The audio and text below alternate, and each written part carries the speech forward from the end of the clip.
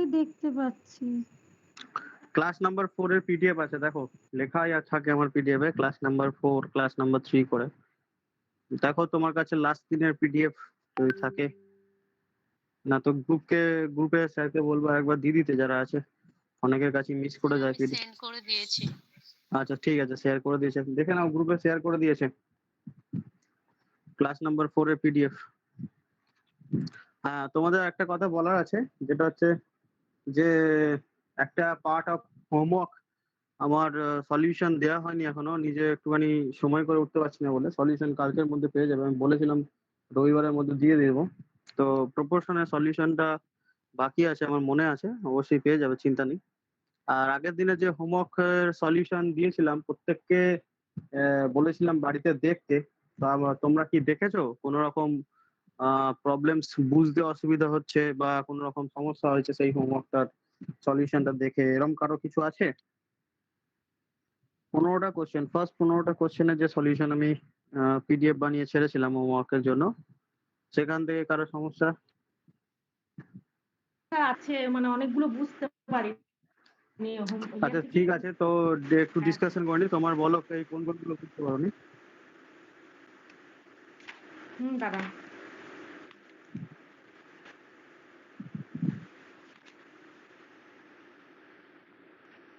অনেকগুলো বলতে তুমি কি 5-6টার বেশি এরকম হবে নাকি? না 5টার বেশি নয়, মানে করেছি তো, আমার কি করে এলো সেটাই অনেক দেখে। আচ্ছা স্যার ওই 4-এর অঙ্কটা একবার বলবেন? 4-এর অঙ্কটা মানে হোমওয়ার্কের 4-এর অঙ্কটা? আপনি যে সলিউশন করে পাঠিয়েছিলেন তার 4 নম্বর অঙ্কটা।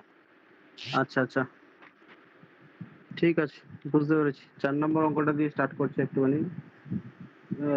হ্যাঁ সলিউশনে, হ্যাঁ 9 নাম্বারটা বুঝতে পারিনি। তোমার 9 নম্বর আর ও 4 নম্বর, ঠিক আছে ঠিক আছে।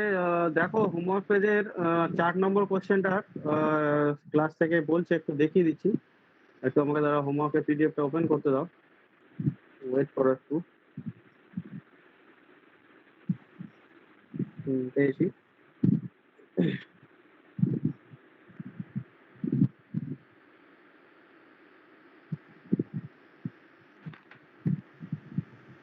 হ্যাঁ, কোশ্চেন নাম্বার 4 বলছে if a fraction denominator decreased by 80% and numerator increased by 300, the fraction becomes 2/9. What is the fraction? এটা তো সিম্পল অঙ্ক গো।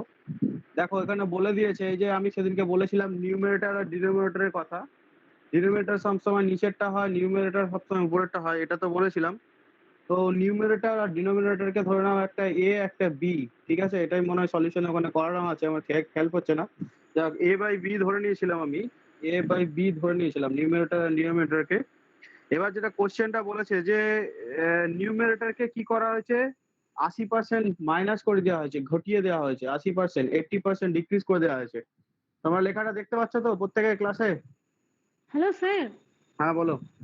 হ্যাঁ, যেটার আপনি সলিউশনটা করে দিয়েছিলেন ওটা কোন পিডিএফটার সলিউশন সেটা ঠিক বুঝতেই পারিনি, শুধু আমি সলিউশনটাই দেখেছি, খুব ঘুরিয়ে গেছে একদম। তুমি হোমওয়ার্ক করেছিলে? হোমওয়ার্ক প্রপোর্শন,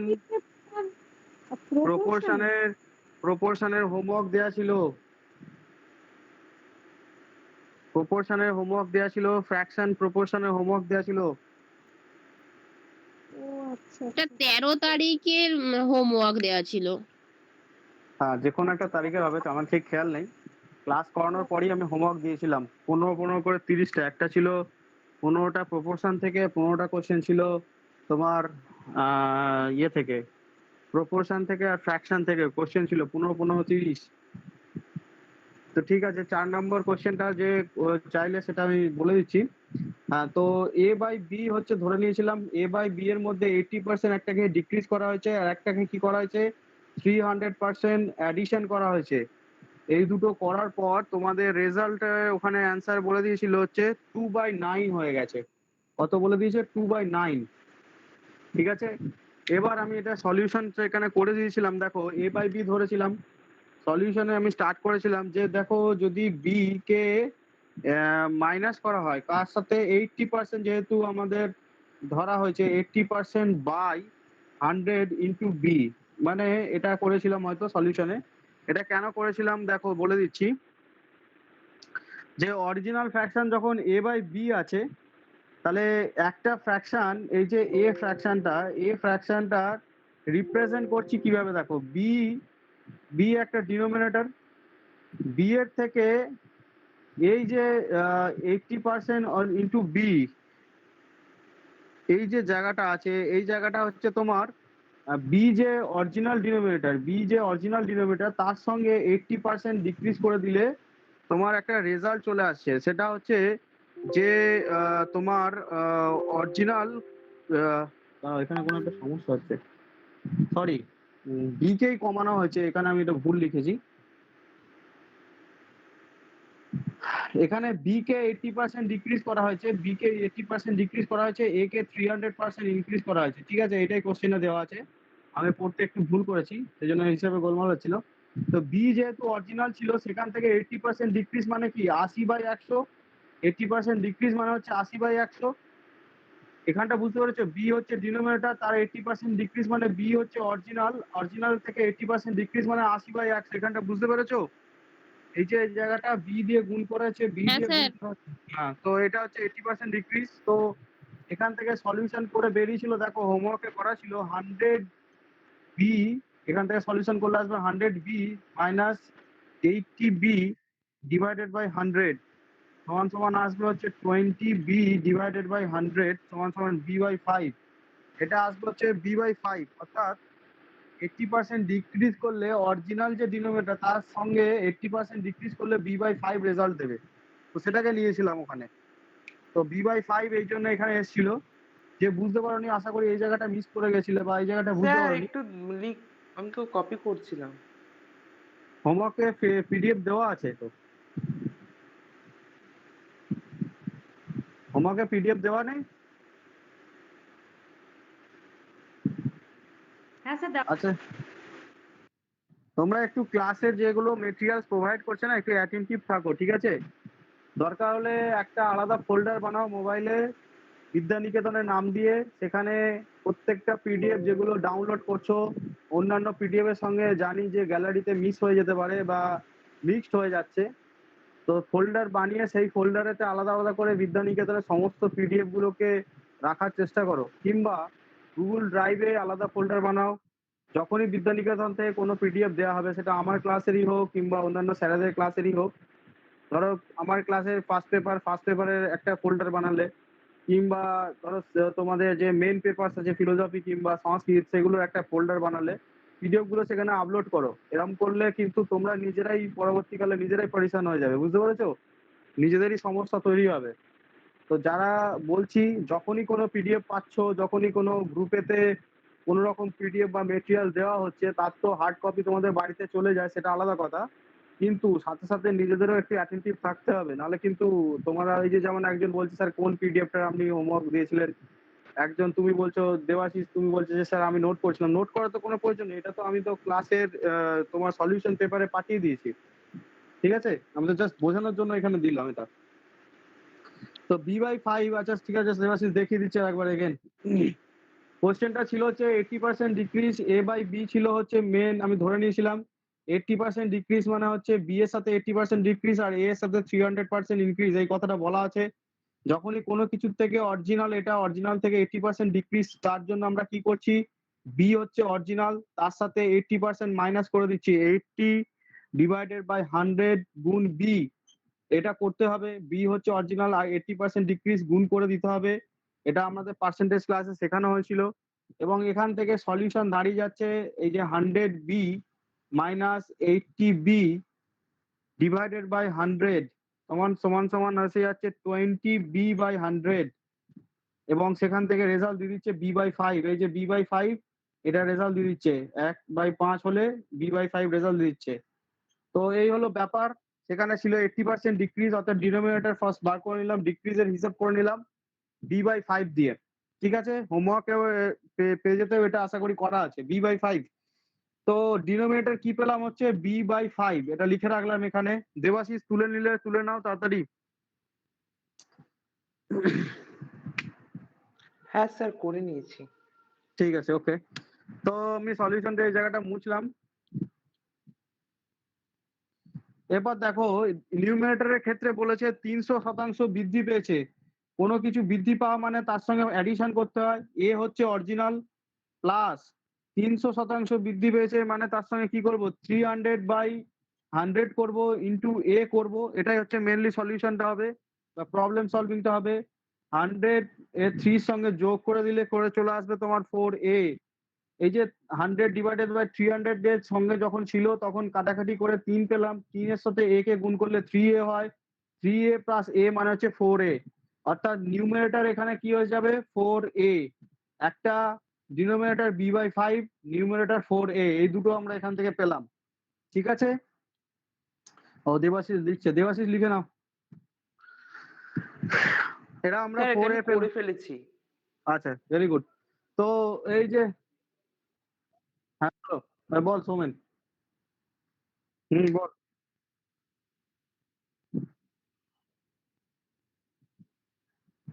আচ্ছা, লব হর ওরা জানে। ঠিক আছে, লব হর নিউমিনেটর। হুম, ঠিক আছে, ঠিক আছে, ঠিক আছে, ওকে। তো এই হলো ব্যাপার। 4a and b/5 মানে 4a আর b/5, এটা তোমাদের হলো যখন এলো নিউমিনেটর ডিনোমিনেটর মানে লব and হর। এই যে লব and হরের লবের মধ্যে ব্যাপারটা তোমরা জানো। ঠিক আছে। তো এখানে দেখো 4a আর b/5 এটার ক্যালকুলেশনটা এবার করছি। 4a and b/5, এই যে ক্যালকুলেশনটা রেজাল্ট কি বলে দিয়েছে কোশ্চেনে, 2/9। এ একজন বলছিল হোমওয়ার্কে পিডিএফ পাইনি, সে বুঝতে পেরেছে কোন পিডিএফটা এটা করানো হচ্ছে। এখানে একজন হ্যাঁ, বলছিল যে স্যার কোন পিডিএফটা করাচ্ছেন বুঝতে পারছি না, বুঝতে পেরেছো? হ্যাঁ, বুঝতে পেরেছি। আসলে মাঝখানে এত ইমেল আইডির মধ্যে থেকে যায় না, ওই জন্য ঠিক গুলিয়ে যায়, ঠিক বুঝতে পারি না। তোমাদেরকে তো বলছি ওই জন্য যে আলাদা করে ফোল্ডার বানাও। সেখানে বিদ্যানিকেতনের ফার্স্ট পেপারের একটা ফোল্ডার বানাবে, বিদ্যানিকেতনের মেন পেপারস এর একটা ফোল্ডার বানাবে। যেখান থেকে যাই পিডিএফ পাবে না কেন মোবাইল থেকে সেগুলো সাইড করে নিয়ে করবে, নালে কিন্তু অসুবিধায় পড়বে। ঠিক আছে। অনেক পুরনো আচ্ছা, ডিসকাশন হতেই পারে। ঠিক আছে, পিডিএফ নিয়ে ডিসকাশন হয়, চেঞ্জেস আসে তার মধ্যে।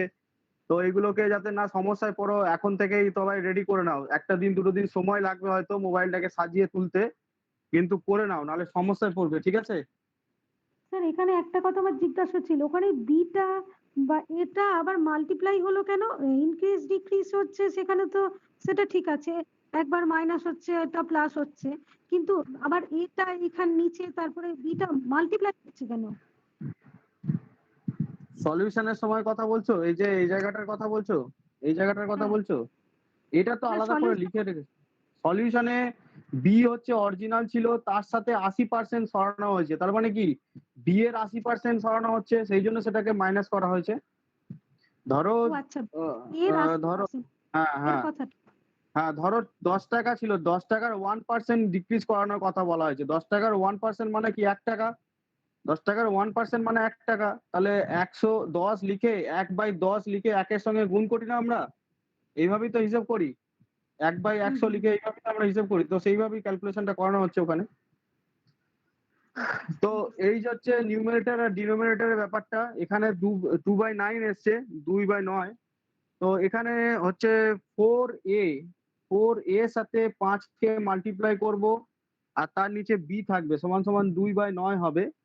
এবং সেখান থেকে তোমরা 20a পাবে, নিচে b পাবে, 2/9 হবে। ঠিক আছে, এখানটা এই ব্যাপারটা আসবে। এখান থেকে আমাকে a/b কে ফাইন্ড করতে হবে। অনলি কি বার করতে হবে, যেহেতু আমি a/b ধরেছিলাম, লব অ্যান্ড হরকে a/b ধরেছিলাম, নিউমিনেটর অ্যান্ড ডিনোমিনেটরকে, তো a/b কে খালি ফাইন্ড করতে হবে। ঠিক আছে। তো কি করবে, কিভাবে করছি দেখো।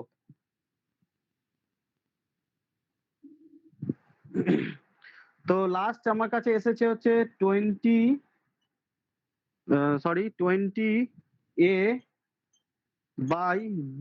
= 2/9, এটা আমার কাছে লাস্ট এসছে। তো সেখান থেকে a/b কে ফাইন্ড করছি। a/b লিখলাম, এইখানটা কি আসবে, 2/9, 20টা নিচে চলে যাবে যেহেতু 20 উপরে ছিল। তো সেটা ডিভিশনে চলে যাবে এবং ডিভিশনে চলে যাওয়ার পর এখানে ক্যালকুলেশনটা 10 দেবে। তো সেখান থেকে চলে আসবে 1/90 অ্যান্সার। এটাই অ্যান্সার ছিল আশা করি, মনে হয়। তোমাদের কাছে যারা হোমওয়ার্ক পেজেতে আছে তাদের কাছে দেখে নাও, হ্যাঁ স্যার 1/90 1/90 হয়েছে। হ্যাঁ, তো 1/90 এটা অ্যান্সার ছিল আর এইভাবে সলিউশন ছিল। যে কোশ্চেনটা করেছিল আশা করি সে বুঝতে পেরেছো। বুঝতে পেরেছো যে কোশ্চেনটা করেছিলে? যদি না বুঝতে পারো বলো। হ্যাঁ স্যার, বুঝতে পেরেছি। ওকে। তো আরেকটা কোশ্চেন কে করলে জানো? কত নম্বর কোশ্চেন? 9 নাম্বারটা। Question number 9। আচ্ছা,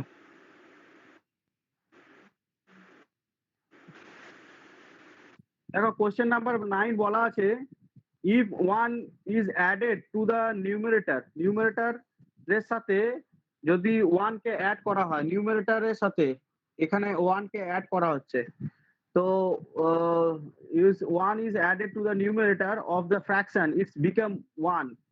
তো যখন এই নিউমারেটরের সাথে নিউমারেটর আর এটা ডিনোমিনেটর, এটা তো তোমরা জানো লব এন্ড হর। তো নিউমারেটরের সাথে যখন 1 যোগ করা হচ্ছে তখন রেজাল্ট কি দিচ্ছে? ফ্র্যাকশনটার 1 দিয়ে দিচ্ছে। তারপরে কি বলেছে দেখো, if 1 is added to the denominator fraction become half. তো নিউমারেটর আর ডিনোমিনেটর আছে, ডিনোমিনেটরের সাথে যদি 1 কে যোগ করা হয় তখন ফ্র্যাকশন দাঁড়িয়ে যাচ্ছে হাফ। তো দ্য ফ্র্যাকশন ইজ, এটা সিম্পল কোশ্চেন। তো তোমরা কেন বুঝতে পারো না জানি না। তো আমি এটা সলিউশনটা করে দিচ্ছি, দেখে নাও। কোশ্চেনটার ব্যাপারটা তোমরা আশা করি ধরতে পেরেছো। যখন নিউমারেটরের সাথে অর্থাৎ লব আর হরের মধ্যে যখন নিউমারেটর লবের সাথে যোগ করা হচ্ছে 1, তখন সেটা হচ্ছে তোমার 1 রেজাল্ট দিয়ে দিচ্ছে। ডিনোমিনেটরে যখন এসে যাচ্ছে তখন তোমার 1 যোগ করলে হাফ হয়ে যাচ্ছে। এই ব্যাপারটা দুটো কোশ্চেনটা বলেছে, ফ্র্যাকশনটা জানতে চেয়েছে। ঠিক আছে, তো এবার দেখে নি কিভাবে কি করছি সলিউশনটা। ধরে নিয়েছি ধরো ওই ফ্র্যাকশনটা হচ্ছে x/y, ঠিক আছে? যে কোনো একটা ধরতে পারো, a/b ধরতে পারো, x/y ধরতে পারো। তো x/y ধরে নিচ্ছি, ঠিক আছে, ফ্র্যাকশনটা। তো এখানে দেখো কোশ্চেনটা যেটা বলেছে যে x/y এর সাথে যখন এই y এর সাথে 1 যোগ করা হচ্ছে, y এর সাথে 1 যোগ করা হচ্ছে, তখন ফ্র্যাকশনটা দাঁড়িয়ে যাচ্ছে হচ্ছে হাফ। এটা বলেছে। আর একটা প্রবলেম বলেছে, সেটা হচ্ছে 1 যখন নিউমারেটরের সাথে অ্যাড করা হচ্ছে তখন রেজাল্টটা দাঁড়িয়ে যাচ্ছে 1। এটাই ছিল ব্যাপার। তো এখান থেকে সলিউশন করো, কনাকুনি গুণ করো। এটার সাথে সলিউশন করছি, 2x রেজাল্ট দেবে। ওপরের সাথে যদি ক্রস মাল্টিপ্লিকেশন করা হয় 2x, আর এখানে রেজাল্ট দেবে y+1। এটা আশা করি এখানে সবাই বুঝতে পেরেছে। তো এখানে যখন 2x কে y+1, তখন 2x - y = 1 আসবে। যখন y কে এধারে নিয়ে চলে আসবো তখন এখানে প্লাস ছিল মাইনাস হয়ে যাবে। তো এটা একটা তোমার বেলুর একটা সলিউশন এখানে এই অবধি করে রেখে দেবে। তারপরে দেখে নাও এখানে যখন ক্রস মাল্টিপ্লাই করছি রেজাল্ট কি দিচ্ছে? রেজাল্ট দিচ্ছে x+1 = y, ঠিক আছে? তো সেখান থেকে x - y = 1। এটা একটা 2 নম্বর সলিউশন। দেখতে পাচ্ছি দেখতে পাচ্ছ না? এবার দেখতে পাচ্ছো? না, নিচটা দেখতে পাচ্ছি। এবার দেখতে পাচ্ছো? আপনি রাইট সাইড থেকে খাতাটা লেফট সাইড থেকে সরান। এই সাইডে সরাবো? আপনার লেফট সাইডে। আচ্ছা আচ্ছা, আমার লেফট সাইডে দাঁড়াও। এবার ঠিক আছে দেখো। আরো একটু সরান, আরো একটু। হুম। এবার ঠিক আছে? না স্যার, হয়নি। নিচেটা দেখবি। এবার ঠিক আছে? হ্যাঁ, পরিষ্কার দেখা যাচ্ছে। হ্যাঁ এবার ঠিক আছে, দেখা যাচ্ছে তো স্যার। আচ্ছা, তো দেখো দুটো দুটো তোমার সলিউশন পেলাম। একটা হচ্ছে 2x - y, আর একটা সলিউশন পেলাম হচ্ছে x - y। একটাকে 1 নম্বর দিলাম, একটাকে 2 নম্বর দিলাম। আশা স্যার করি আমি এখানটা বুঝতে পারছি। প্রথমের গুণটা বুঝলাম না। 2x গুণ করলাম, ভালো কথা। 2x টা আমার বাঁদিকে রইলো। আর আচ্ছা, y+1 টা যখন ডান দিকে গেল, তাহলে ওটা তো y-1 হয়ে যাওয়ার কথা না, নয় কি? দেখো 2x y+1 লেখাটা এসেছিল 2x = y+1, এটা এসেছিল, ঠিক আছে? এখান অবধি তো ধরতে পেরেছো? হ্যাঁ, হ্যাঁ, হ্যাঁ, ঠিক আছে, ঠিক আছে, ঠিক আছে। তারপরে মানে 1 দেখো এর সাথে ওটা গুণ হলো, আচ্ছা। 2x - y = 1 করেছি। এটা 2 নম্বর, 1 নম্বর, ঠিক আছে? মানে আর এটাকে একটা এদিকে আনা পেয়েছি, হয়েছে, আচ্ছা। একটা হচ্ছে x - y = 1, এটা হচ্ছে 2 নম্বর, ঠিক কিন্তু আছে? স্যার আমার আমি বলছি যে আমি তো 2x টাকেও এদিকে তাহলে কিছু থাকতো না। আচ্ছা ঠিক আছে, ঠিক আছে। এটা ইকুয়ালস টু সাইন, এটা 1। এই দুটো প্রবলেম y পেয়েছি, কে ঠিক আছে? এদিকে আনা হয়। তো দেখো এদেরকে সাবট্রাক্ট করতে হয়, এটা তোমরা ছোটবেলা অঙ্কতে করেছো, যোগ বিয়োগ করতে হয়। এই দুটো 1 আর 1 এর মধ্যে তুলনা করে, বাংলাতে তোমরা পড়েছো 1 এবং 2 এর মধ্যে তুলনা করে। আশা করি যারা সেই সময় অঙ্ক করেছো প্রত্যেকে মনে পড়েছে। তো এদেরকে তুলনা করলে কি দাঁড়াচ্ছে দেখি, এই দুটো সিরিজকে শুধু, ঠিক আছে? 2x minus Y equals to 1 এর সাথে x মাইনাস ওয়াই এর সাবট্রাকশন করলে কি দাঁড়াচ্ছে দেখি, ঠিক আছে? এটাকে আমরা দেখবো, একটু পরিষ্কার করে লিখে নিই।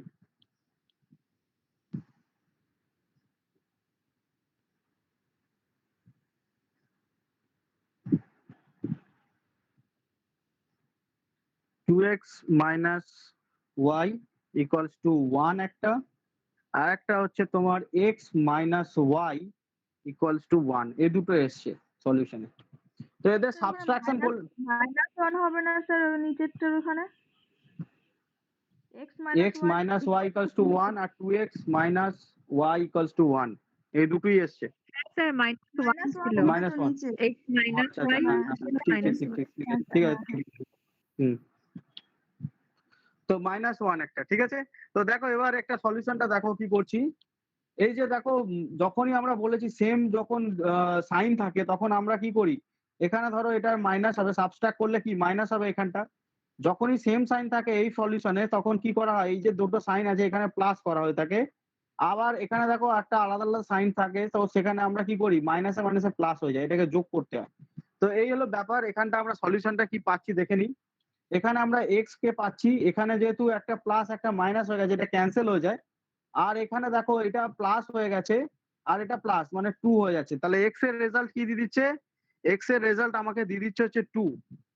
ঠিক আছে, এটা বুঝতে পেরেছো? তোমরা ছোটবেলায় করেছো, দুটো সমীকরণকে তুলনা করে পাই বাংলাতে।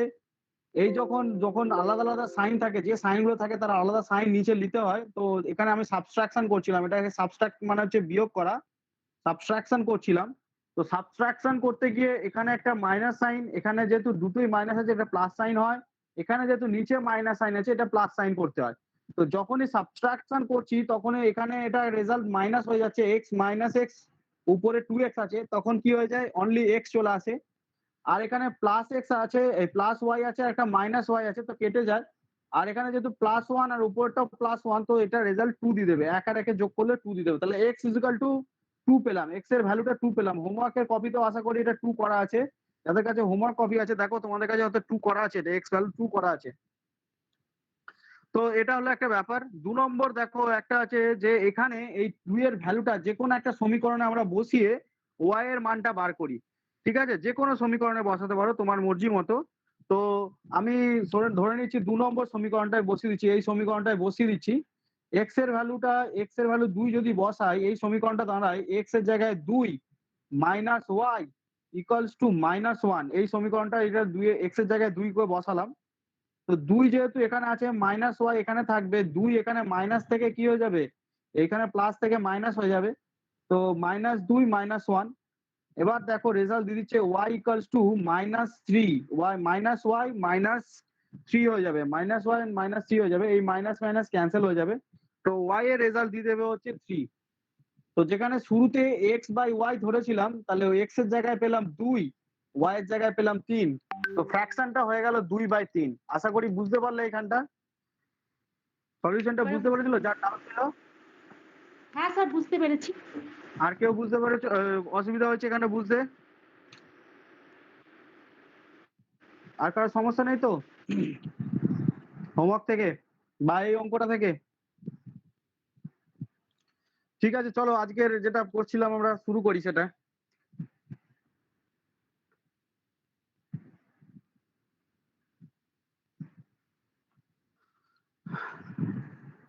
ফ্র্যাকশন যখন করাচ্ছেন আমি একটা কথা একটু জানতে চাইছি, হুম, ভাগফল ফ্র্যাকশন ঠিক কি বলো, বুঝতে পারছি না, একবার বলো। ভাগফল ফ্র্যাকশনটা ঠিক কিরকম? তোমার কথাটা পরিষ্কার। একটা জায়গায় অঙ্ক করতে গিয়ে দেখেছিলাম ভালগার ফ্র্যাকশন। ভালগার ফ্র্যাকশন, আচ্ছা হ্যাঁ, ঠিক আছে, আমি এটা তোমাকে বলে দেবো ক্লাসের শেষে। ঠিক আছে, আজকে ক্লাসটা করে ফ্র্যাকশনের ওই ভালগার ফ্র্যাকশন বলে দেবো, ঠিক আছে? হ্যাঁ স্যার। তো কোশ্চেন পিডিএফ নাম্বার 4 সবাই ওপেন করো। পিডিএফ নাম্বার 4 করাচ্ছিলাম, প্রত্যেকের কাছে পিডিএফ নাম্বার 4 গ্রুপে তো আশা করি দিয়ে দেওয়া হয়েছে। দেখে নাও, প্রফিট লসের অঙ্ক করাচ্ছিলাম আর ওখানে বাকি অঙ্কগুলোর ব্যাপারটাও আছে। তো কোশ্চেন নাম্বার 1 and 4 করানো হয়েছিল, যতদূর সম্ভব তোমরা বললে। কোশ্চেন নাম্বার 2টা একটু দেখে নি। কোশ্চেন নাম্বার 2 কি বলেছে পড়ে নাও, দেখো সবাই মিলে। বলেছে দেখো, shopkeeper bought 2 tables for ₹1,500 each. 1,500 টাকায় তারা টেবিল কিনেছে। একটা টেবিলের দাম হচ্ছে 1,500 টাকা। যখন কথাটা লেখা থাকে ইচ মানে প্রত্যেকটা, তো যেখানে লেখা আছে দেখো, শপকিপার বট 2 টেবিল, দুটো টেবিল কিনেছে ফর ₹1,500 ইচ। প্রত্যেকটা টেবিলের মূল্য কত? 1,500 টাকা। ঠিক আছে, এখানে আপনি বুঝতে কোনো অসুবিধা নেই। নেক্সট বলেছে দেখো, if he sold one at the profit of X%, যদি সে যে কোনো টেবিলের একটা যদি X% প্রফিটে বিক্রি করে, সোল্ড মানে বিক্রি, and the another at a loss of 20%, তো একটাকে সে X% প্রফিট করেছে এবং সেটাকে বলছে না কত পার্সেন্ট প্রফিট করেছে, কিন্তু অন্যটা সে কি করেছে? লস করেছে। কত পার্সেন্ট? 20% লস করেছে। ঠিক আছে, দেন ইন দ্য হোল ট্রানজাকশন, বলছে এই যে টোটাল ট্রানজাকশনটা হলো, এই যে টোটাল ক্রয় বিক্রয়টা চললো, এই ট্রানজাকশনে তার একটাতে X% প্রফিট, একটাতে 20% লস। তো there is no profit no loss. তো ট্রানজাকশনটা করে তার প্রফিটও হয়নি, লসও হয়নি। তো find the value of X এর ভ্যালুটা জানতে চাইছে। মানে বলতে চাইছে যে ট্রানজাকশনটা যেটা করেছে, তার বিক্রয় ক্রয় করে এমনই টাকায় সে বিক্রি করেছে, এমনই টাকায় সে লস খেয়েছে, দুটো মিলিয়ে সমান হয়ে গেছে। অর্থাৎ 3,000 টাকা ইনভেস্ট করেছে, 1,500 টাকা করে প্রত্যেকটা চেয়ারে বা টেবিলের দাম যদি হয়, তাহলে সে 3,000 টাকা ইনভেস্ট করেছে। At the end of the transaction সে 3,000 টাকায় পেয়েছে। তো এটা কি বলছে যে তার নো প্রফিট নো লস। ঠিক আছে, তো এই ব্যাপারটাকে আমরা ধরে নেবো যে কত পার্সেন্ট যদি সে এই মূল্যটাকে বিক্রি করে, তো তাহলে তার নো প্রফিট নো লসটা দেখা যায়। তো জেনারেলি কোশ্চেনটা সলভ করার জন্য আমরা কি কি জিনিস পেয়েছি দেখে নাও। প্রথম হচ্ছে একটা হচ্ছে অ্যামাউন্ট পেয়েছি, যেটা হচ্ছে 1,500, 1,500। এই 1,500 কে দুটো ফ্র্যাকশনে ভাগ করেছে। একটা ফ্র্যাকশন হচ্ছে যে তোমার 100 প্লাস এক্স, এক্সটা হচ্ছে যে কোনো একটা প্রফিট, এই যে বলেছে X% profit, 100 plus X divided by X, এটা একটা সলিউশন। আর একটা কি বলেছে, 1,500, যেহেতু দুটো টেবিল আলাদা আলাদা দামে বিক্রি হয়েছে, 1,500 ইন্টু 20% লস হয়েছে, তো আমি একবারে মাইনাস করে দিচ্ছি 80। 100 টাকায় 20% লস মানে কি? 20 টাকা লস। 100 টাকা 20% এর লসের হিসাব কিভাবে করবো? 100 মাইনাস 20, তো সেই জন্য 80। তো 80 কে আমরা নিচে গুণ করে দেবো, সরি 80-র সঙ্গে 80/100 কে গুণ করে দেবো। তো এই টোটাল ট্রানজাকশনটা কত অ্যামাউন্টের, কথাটা কি বললাম? 3,000, 1,500 করে ইচ। প্রত্যেকটা যে টেবিল কিনেছে তার প্রত্যেকটা মূল্য 1,500, তো দুটো টেবিল মিলে কত? 3,000। তো এটা একটা ট্রানজাকশনের হিসেব, এটা একটা ট্রানজাকশনের হিসেব। ইন টোটাল সামটা কত? 3,000। প্রত্যেকটা সলিউশনকে ভালো করে বোঝার চেষ্টা করো। অঙ্ক হচ্ছে সলভিং সিস্টেম, যার কাছে সলিউশন আছে বা বুঝতে পারে সেই করতে পারে। অঙ্কের মধ্যেই তার সলিউশন বলে দেওয়া থাকে। অঙ্ক এমন কিছু ভাইটাল জিনিস নয় যে আমরা এটা সহজেই করতে পারি, ঠিক আছে? তো এরকম যেটা ব্যাপারটা বোঝাতে চাইছি যে 1,500 টাকা প্রত্যেকটাতে ইনভেস্ট করেছে, একটা ইনভেস্টমেন্টে তার প্রফিট হয়েছে এবং X% প্রফিট, সেটাকে ফাইন করতে বলেছে কোশ্চেনে।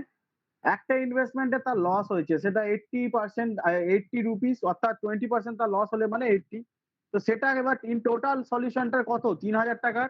তো 3,000 টাকার এই ব্যাপারটাতে আমার ট্রানজাকশনে ব্যাপারটা কত দাঁড়াচ্ছে এটা করতে হবে। মেন এই জায়গাটাকে সলভ করতে হবে, আর কিছু করতে হবে না। তো আশা করি প্রত্যেকে এই জায়গাটা ধরতে পেরেছো। এবার আমি সলিউশনে চলে আসছি, এটাকে মুছে দিচ্ছি। দেবাশিস বা যারা যারা নোট করছো ভালো করে নোট করে নাও। এটার এবার হ্যাঁ নেক্সট স্যার, স্টেপ, ঠিক আছে? এবার এটা নেক্সট স্টেপ করাচ্ছি, দেখে নাও। তো দেখো, একটা 1,500 যেটা রুপিস আছে, যেটার সঙ্গে ক্যালকুলেশন করছি আমরা, সেটা তোমার কত বেরোচ্ছে দেখে নিই। প্রথমে একটা সলিউশনটা দেখে নি কত আসছে। 100x ডিভাইডেড বাই x, এটার একটা সলিউশনটা দেখে নি।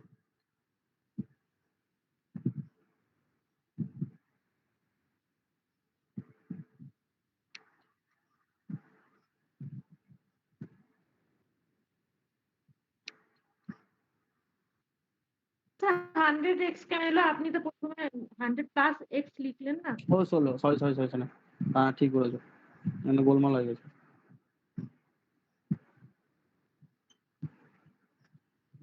ওটা আলাদা করে।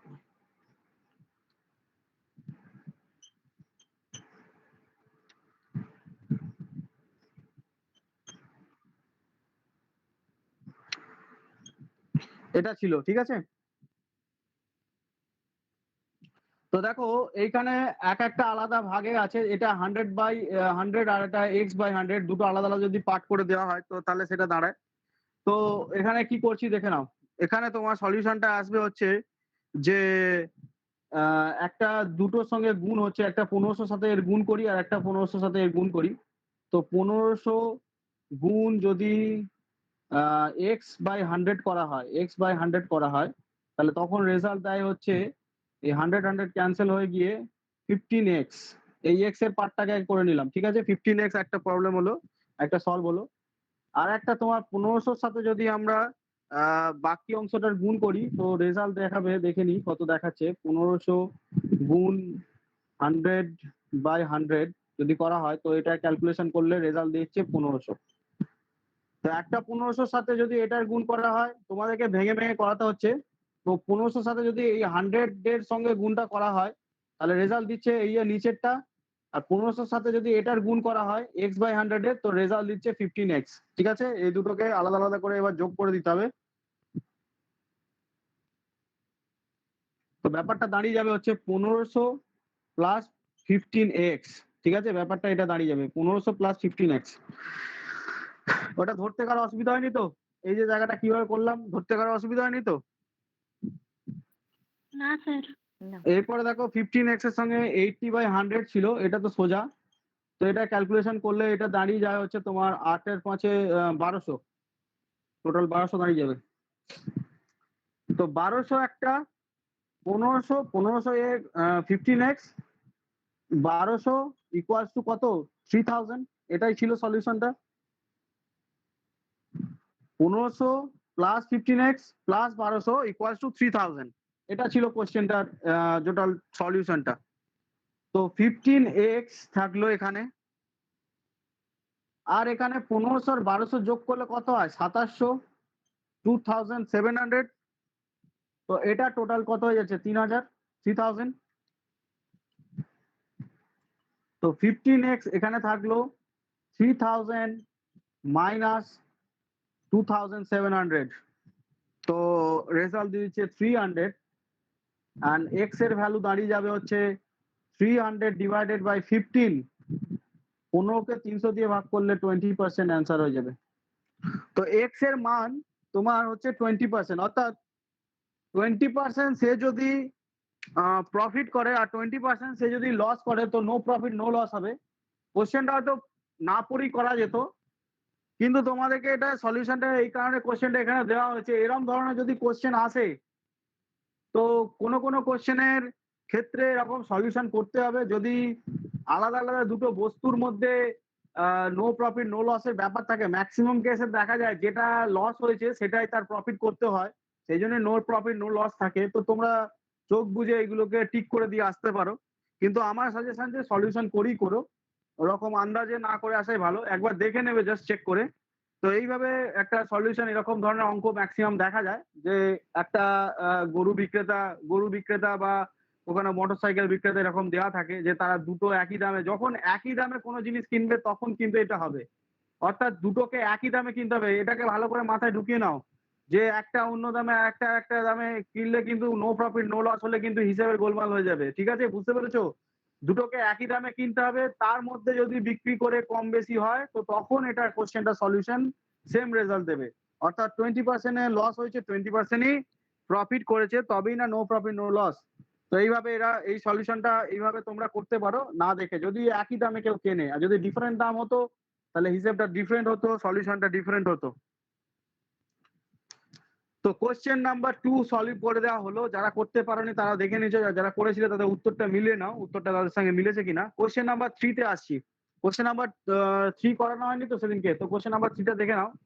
দ্য মার্ক প্রাইস সেদিনকে বুঝিয়েছিলাম ক্লাসে যারা ছিলে। মার্ক প্রাইস কি তোমরা তো জানো, যে কোনো একটা প্রোডাক্টের উপর এমপি যে এমআরপিটা লেখা থাকে, যেটাকে আমরা সহজে মার্ক প্রাইস বলি, এমআরপি মিনিমাম রিটেল প্রাইস বলা হয়ে থাকে সেটাকে।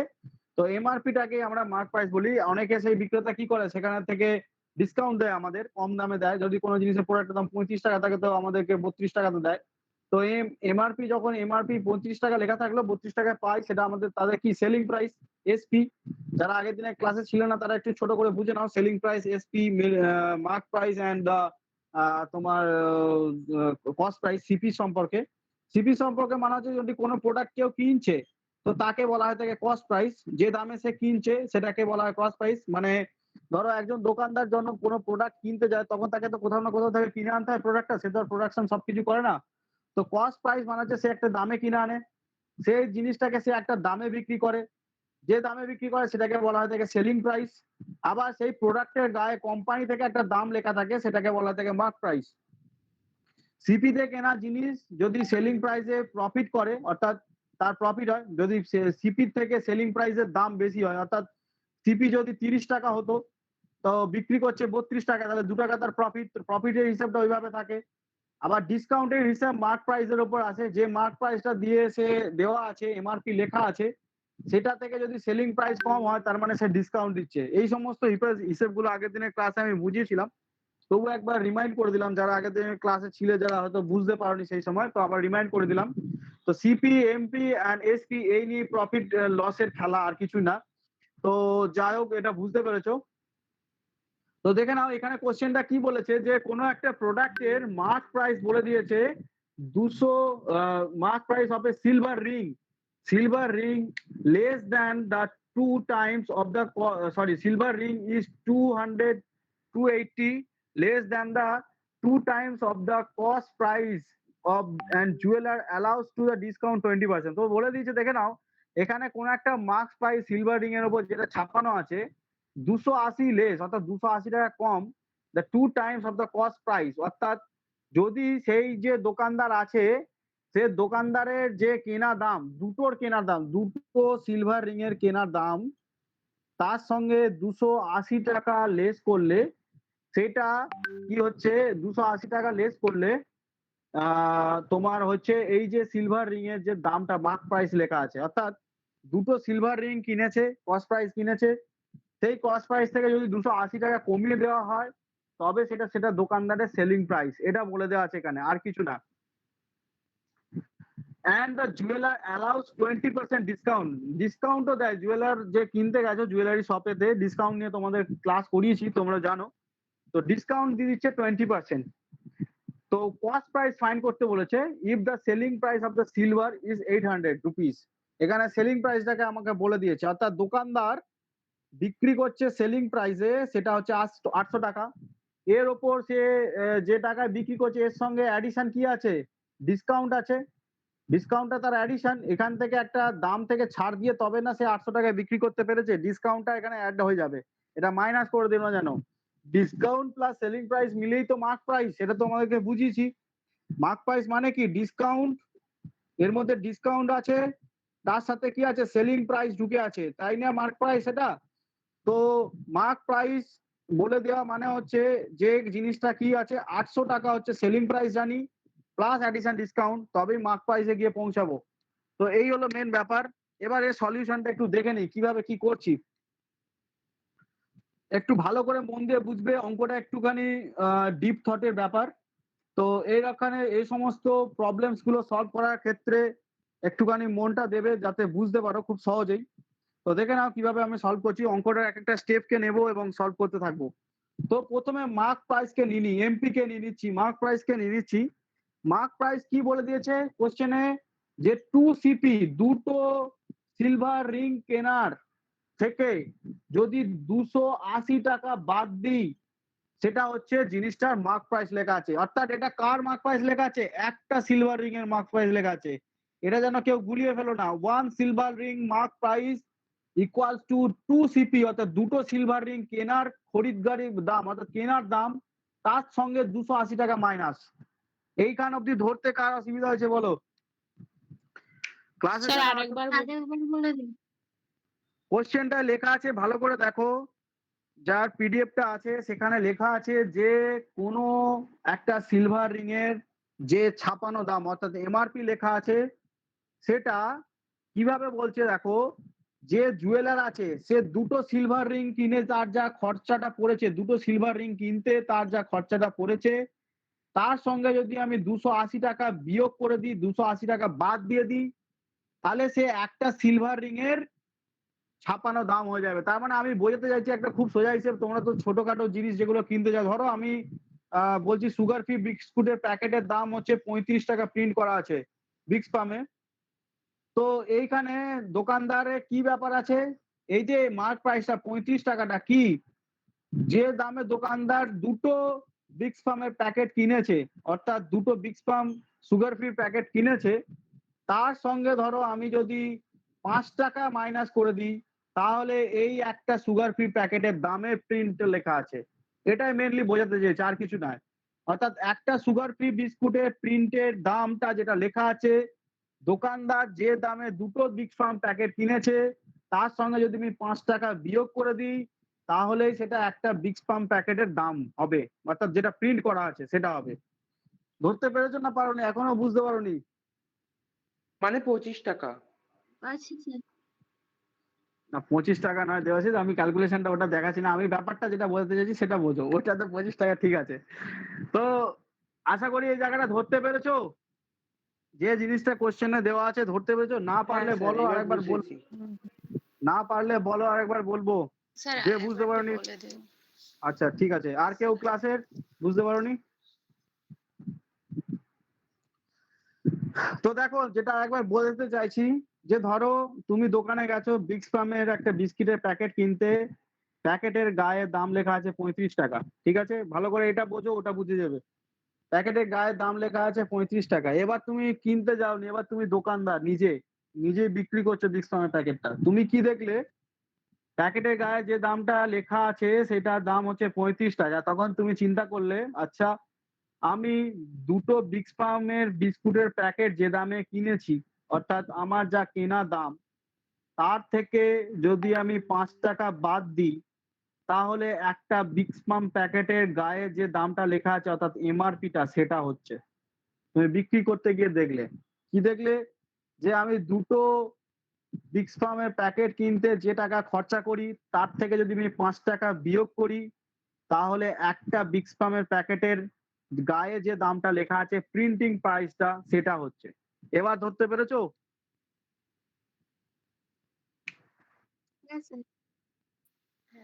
নাম দেখতে পাচ্ছি, বলতে পেরেছো না বুঝতে পারোনি এখনো? তো দেখো এখানে সেম জিনিস আছে, যে সিলভার বিক্রি করছে, যে সিলভারের সামথিং জুয়েলারিটা বিক্রি করছে, সে ক্যালকুলেশন করে দেখলো তার দুটো রিং কিনতে যে টাকা খরচা হয় তার থেকে যদি 280 টাকা বিয়োগ দেওয়া হয়, তাহলে একটা সিলভার রিং এর মার্ক প্রাইস লেখা থাকে, অর্থাৎ সিলভার রিং এর যে ছাপানো দামটা সেটা লেখা আছে। এটাই বলে দিয়েছে এই কোশ্চেনটা, প্রথমেই এটা বলে দিয়েছে।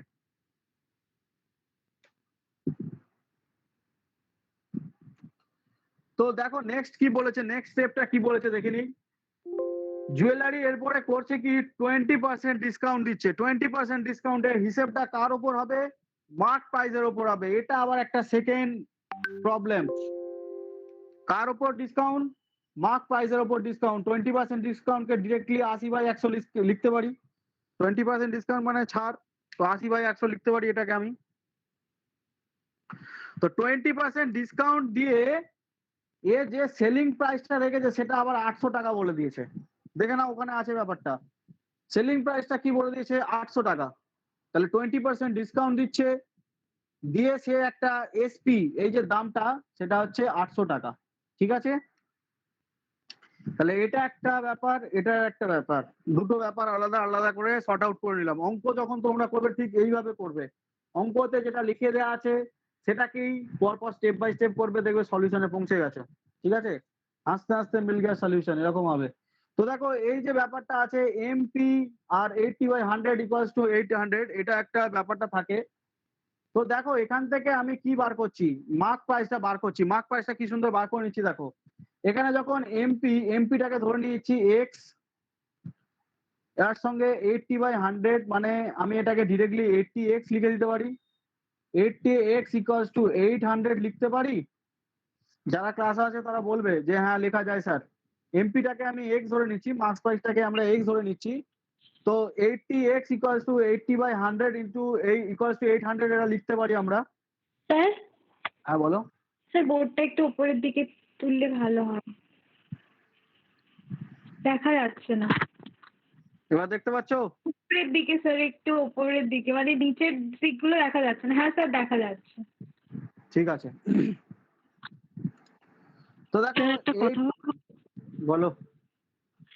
স্যার এখানে তো বলেছে যে মানে 20% ডিসকাউন্ট দেওয়ার পরে সেটার সেলিং প্রাইস 800 টাকা।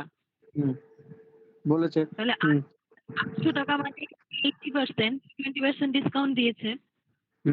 এখান থেকে তো মানে সহজেই বেরিয়ে যাচ্ছে যে 1000 রুপিস টোটাল 100%। বেরিয়ে যাচ্ছে 100% বেরিয়ে যাচ্ছে, কেন অসুবিধা নেই, কোনো অসুবিধা নেই, সেটা করে নেওয়া যায়। কিন্তু আমি তোমাদেরকে বোঝানোর জন্য কি আর এখন কি তার থেকে শুধু 280 বাদ দেবো? মানে কোশ্চেনটা সলভ করি, দেখো দেখো দেখো কিভাবে করছি তাহলে বুঝতে পারবে। ঠিক আছে, কোশ্চেনটা সলভ করি। 280 বাদ দেওয়া না, তারপরে একটা কাজ আছে, তো সলভ করে দেখতে হবে। তো আমি এখানে কাকে ফাইন্ড করার চেষ্টা করছি, এক্স কে, অর্থাৎ মার্ক প্রাইস কে ফাইন্ড করার চেষ্টা করছি। যে কোশ্চেনটা করছিলে নিজে থেকে করছো, খুব ভালো করছো, ঠিক আছে করো। তুমি তোমার কোশ্চেনটা আমার সাথে খালি মিলিয়ে নাও, সলিউশনটা ঠিকঠাক করছো কিনা। তুমি যে 1000 রুপিস ঠিকই বলেছো, 1000 রুপিসই বেরোবে। আমি তোমাদেরকে বোঝানোর জন্য এত ডিটেলসে করাচ্ছি। তোমরা তো নালে জানো ডিসকাউন্টিং এ ক্লাসে তো আমি তোমাদেরকে শর্ট ট্রিক্স বুঝিয়ে দিয়েছি। তো দেখো যাই হোক, তোমরা যদি শর্ট ট্রিক্সে করতে পারো তো সেটা ভালো, কিন্তু অনেকে ক্লাসে আছে যারা একটুখানি মানে অনেকদিন ম্যাথ করেনি, বুঝতে অসুবিধা হচ্ছে, তাদের জন্য আমি এই সলিউশনটা এরকম ভাবে করাচ্ছি। তো দেখো 20% ডিসকাউন্ট মানে 100 টাকায় 20 টাকা ছাড়, তার মানে 80 টাকা। এই যে 80/100 ওই জন্য ধরেছি। তাহলে যদি এমপিটাকে মার্ক প্রাইসটাকে আমি এক্স ধরে নিই, তাহলে 80x/100 ইকুয়ালস টু 800। এটা সবাই বুঝতে পেরেছো? যারা বুঝতে অঙ্ক পারো না ঠিকঠাক করে, পায়েল বা বাকিরা, এরা কি বুঝতে পেরেছো ব্যাপারগুলো? হ্যাঁ স্যার বুঝেছি, আমিও ঠিক আছে, অঙ্কটা করতে। তো দেখো এখান থেকে আমি এক্স কে ভ্যালুটা বার করছি, 80/80x ইকুয়ালস টু 8 ইন্টু 100। তোমাদেরকে বলেছি মাল্টিপ্লাই কখনো না করতে। তো এক্স এর ভ্যালু 800 ইন্টু 100/80, এটা করতে পারি। তাহলে 80 থেকে 800 কে যদি আমি কাটাকাটি করি 10 থাকে, 80 কে দিয়ে যদি 800 কে ভাগ করি 10 থাকে, রেজাল্ট বেরিয়ে যায় 1000। অর্থাৎ জিনিসটার ওপর ট্যাগ মার্কটা পেয়ে গেলাম, কত টাকা ছাপানো আছে সেটা কত টাকা, 1000 টাকা। এইখানে আমার কোশ্চেনটা কত সুন্দর সোজা হয়ে গেল। দেখো যখনই আমি 1000 টাকা পেলাম সব কটা ব্যাপার সলভ হয়ে যাবে। তাহলে ট্যাগ মার্ক অর্থাৎ জিনিসটার উপর যে ছাপানো দামটা সেটা আমি পেয়ে গেলাম 1000 টাকা। আমার প্রবলেম সলভ হয়ে গেল অনেকটাই।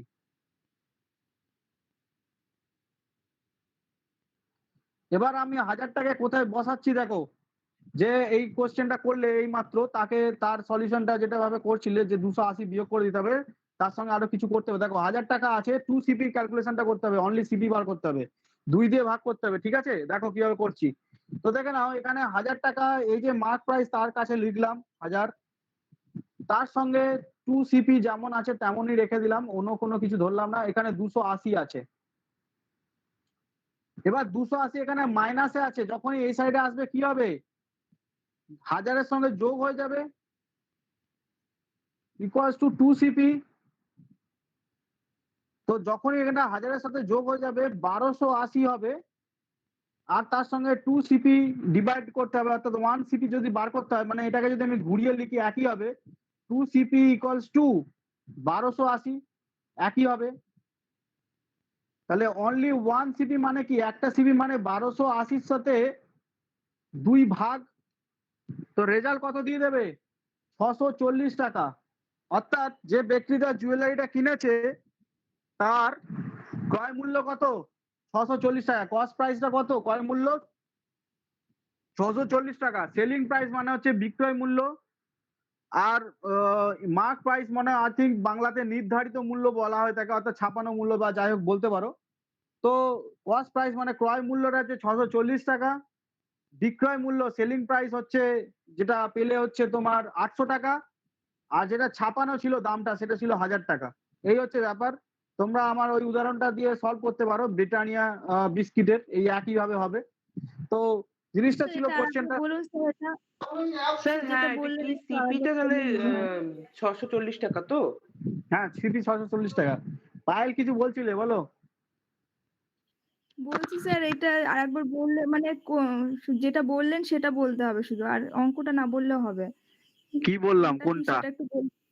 ও মানে আচ্ছা আচ্ছা। কোনটা কি সেটা একটু বললে ভালো ও হতো। কস্ট প্রাইস মানে হচ্ছে ক্রয় মূল্য। লেখো, লিখে নাও। যারা যারা বাংলা ইংলিশ থেকে বাংলা সমস্যা আছে তাদেরকে বলে দিই, কস্ট প্রাইস মানে হচ্ছে ক্রয় মূল্য, ঠিক আছে? যেটা আগে বাংলায়, ভালো বাংলায় বলা হয়ে থাকে বা এমনিতে বলতে পারো কেনা দাম, ক্রয় মূল্য। সেলিং প্রাইস, সেলিং প্রাইস মানে হচ্ছে এসপি, যেটা আমি বলছি শর্ট ফর্মে। সেলিং প্রাইস মানে হচ্ছে বিক্রয় মূল্য, ঠিক আছে? সেলিং প্রাইস মানে হচ্ছে, কোনটা কত কি বেরিয়েছে সেটা বললে হবে স্যার। ও ওটা তো আচ্ছা আচ্ছা বুঝতে আচ্ছা আচ্ছা। পারছি। হ্যাঁ হ্যাঁ, কোনটা কত কস্ট কি প্রাইসটা বেরিয়েছে। লেখা আছে দেখো, তোমার হচ্ছে 640 টাকা। এই যে উত্তর বেরোলো জাস্ট, ক্রয় মূল্যটা 640 টাকা, বিক্রয় মূল্য দেওয়া আছে দেখো 800 টাকা। কোশ্চেনই দেওয়া আছে বিক্রয় মূল্যটা 800 টাকা। আর অঙ্ক করে আমরা মার্ক প্রাইসটাকেও বার করেছি, যেটার দাম হচ্ছে 1000 টাকা। এই অঙ্কটাতে তিনটেই উত্তর পাওয়া যায়। সরি, তিনটে উত্তর বলছি, দুটো উত্তর একসঙ্গে পাওয়া যায়। একটা হচ্ছে মার্ক প্রাইসটাকে পার করতে বললে শুধুমাত্র মার্ক প্রাইস বার করলেই কাজ মিটে যেত, 1000 টাকা বার করে দিলেই হয়ে যেত। এই অঙ্কটাতে কস্ট প্রাইসও বার করতে বলতে পারে, কস্ট প্রাইস বার করলেও 640 টাকা হবে। একভাবে করেছিলাম, ওটা কি উল্টো পাল্টা হয়েছে একটু বলে দেবেন আমাকে? মানে আমি করেছিলাম তোমার উত্তর কি আট, মিলেছিল? হ্যাঁ 640 হয়েছিল। মানে আমি এইভাবে করে 800 গুণিত হুম, 20 ডিভাইডেড বাই 100। হ্যাঁ, এবার আচ্ছা। ওটাকে কাটাকাটি করে 160 200 পাবে, বেরিয়েছিল। ওখান এবার থেকে রেজাল্ট 200 পাবে। 800 গুণিত 20 না 160, 20 বাই 100, এবার কাটাকাটি করে 160 বেরোলো।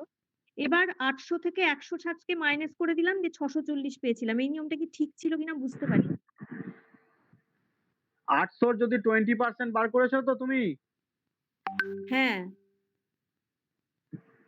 তো রেজাল্ট কত পেয়েছো? 800 যদি 20, 800 ইন্টু 20, হ্যাঁ 100। এবার এটাকে কেটে আমি 160 পেলাম।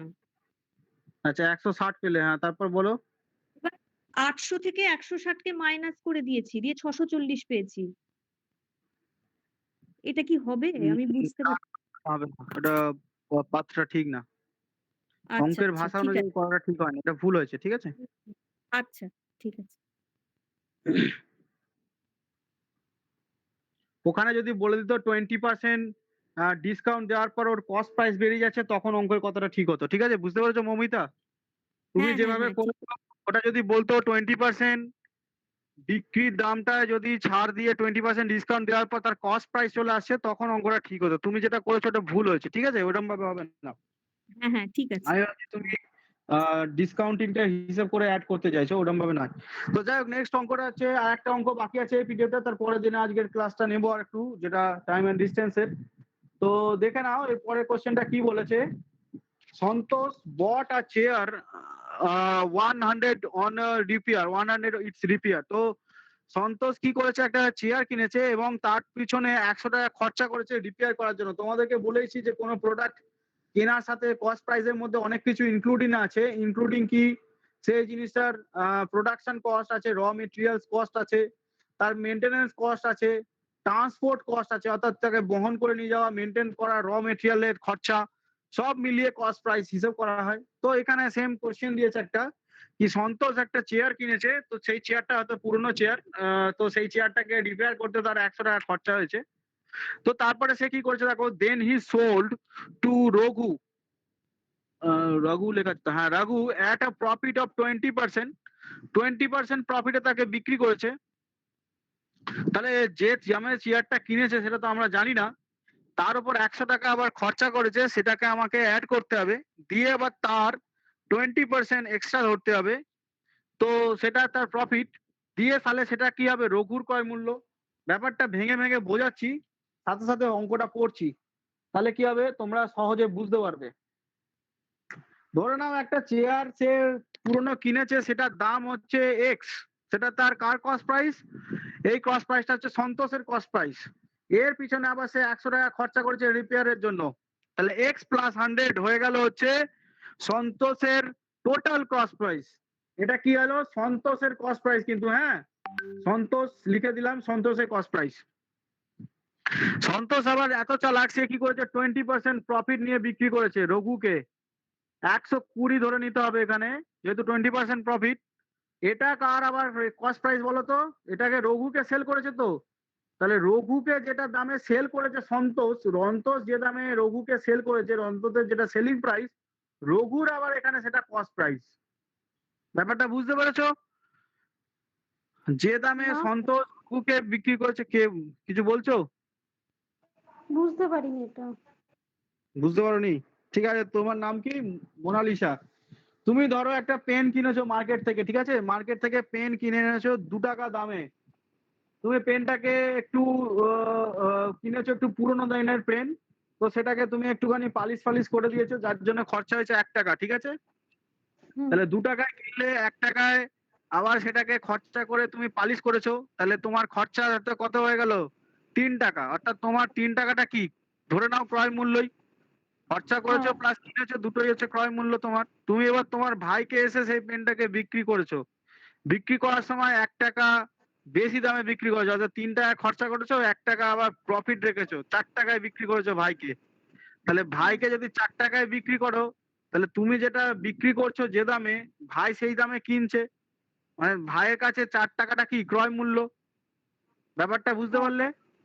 হ্যাঁ। ঠিক তেমন এখানে বলা আছে, সন্তোষ চেয়ার কিনেছে মার্কেট থেকে, তো সেই দামে যে দামে কিনেছে তার পিছনে 100 টাকা ইনভেস্ট করেছে, তার উপর 20% প্রফিট করেছে, রঘুকে বেচেছে, রঘুকে যে দামে বেচেছে রঘুর আবার সেটা হচ্ছে কস্ট প্রাইস, রঘু যে দামে কিনেছে। এই হলো কনসেপ্টটা এখানে। তারপর একটা পড়ছি, দেখে নাও কি আছে। আমি বুঝলাম না, এটা 120 কেন? 120 কেন হলো? 20% প্রফিট, তো 120 হবে না তো কত হবে? যখন 20% লস হয় 80 লেখো, 80/100 লেখো, যখন 20% প্রফিট হয় তখন 100 সাথে যোগ করে দিতে হবে না, 100 প্লাস 20, তো তাহলে সেটাকে 120 হবে না? এটা 120 হবে না? 20% প্রফিট তো 100-র উপর তো 20% প্রফিট হয়েছে। বুঝতে পেরেছো? হ্যাঁ। তো দেখো তারপরে কি বলেছে, যে দেন সোল্ড টু, হ্যাঁ এবার দেখো রঘু কিনেছে যে দামে, তো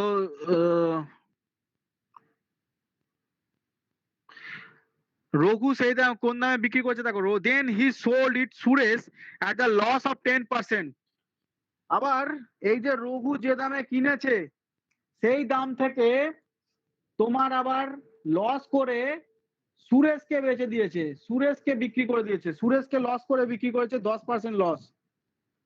অর্থাৎ সুরেশের কস্ট প্রাইস যেটা, সেটা হচ্ছে রঘুর কি সেলিং প্রাইস, রঘুর সেলিং প্রাইসে 10% লস আছে, সেই জন্য 90/100 হবে। রঘু 10 টাকা যদি লসে বিক্রি করে, তাহলে কি সুরেশ যে দামে কিনছে সেটা তার কস্ট প্রাইস, তাহলে যেটা জিনিসটা শুরুয়াতি দাম ছিল x প্লাস 100, অর্থাৎ x প্লাস 100 এটা কস্ট প্রাইস ছিল, তার উপর 20% প্রফিট চেপেছে। এবার আবার যেটা বিক্রি হয়েছে সেটা আবার লসে বিক্রি হচ্ছে, 90/100 হয়েছে। ব্যাপারটা এই অবধি ধরতে পেরেছো যারা যারা ক্লাসটা করছো? হ্যাঁ স্যার। ঠিক আছে, ওকে। তো দেখো এই যে 10% লসটা হলো, সুরেশ ফাইনালি সোল্ড ইট 1728। আপনি বুঝ করবো? বলো। আপনি যখন দিচ্ছেন তখন সুরেশের সেলিং প্রাইস বা কস্ট প্রাইস, রঘুর সেলিং প্রাইস বা কস্ট প্রাইস এগুলো একটু শর্ট ফর্মে লিখে দিন না, এস ইকুয়াল টু সিপি বা রঘুর আর ইকুয়াল টু এসপি, এরকম ভাবে লিখে দিলে তাহলে বুঝতে সুবিধা হয়। ঠিক আছে, তাই করে দিচ্ছি। দেখো,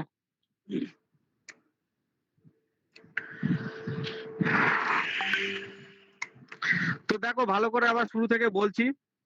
একটা হচ্ছে কোশ্চেনে যেটা প্রথমে বলা আছে, একটা জিনিস যেটা হচ্ছে চেয়ার, সেটাকে সন্তোষ কিছু একটা দামে কিনেছে, সেটা তার কস্ট প্রাইস, তার পিছনে সে 100 টাকা ইনভেস্ট করেছে রিপেয়ার করতে, তো সেটা এক্স প্লাস 100 এই অবধি সন্তোষের, এটা হচ্ছে সন্তোষের সিপি ছিল, সন্তোষের সিপি লিখে দিলাম, সন্তোষ সিপি।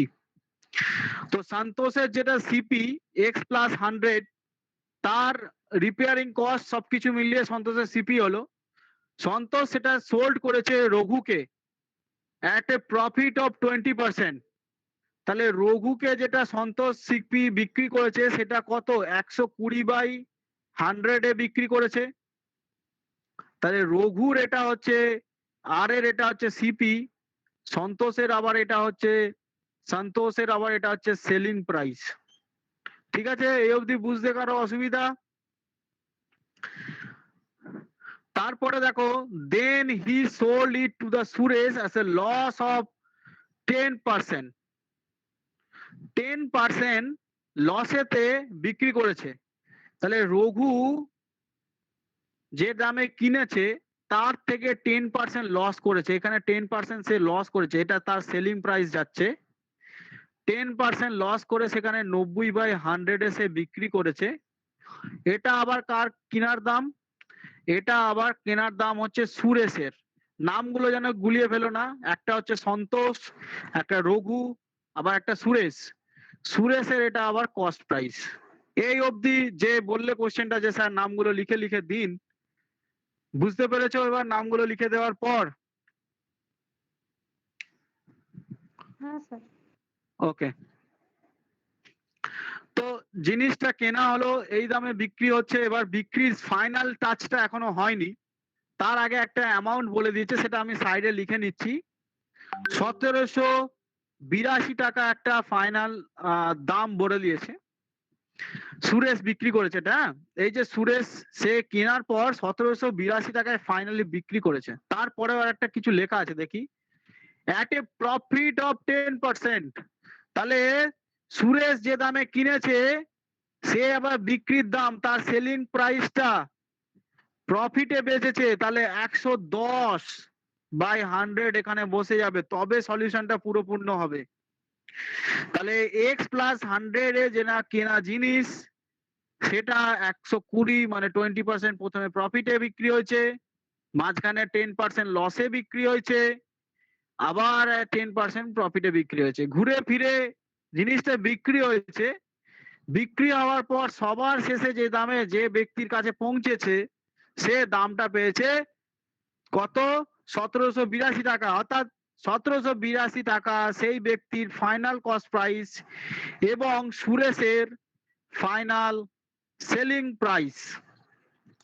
সুরেশের final selling price. এই যে এতটা ভেঙে বোঝালাম, এই অবধি বুঝতে কার অসুবিধা হয়েছে বলো? এরকম যদি বুঝে নাও অঙ্ক করতে কোনো সমস্যা নেই।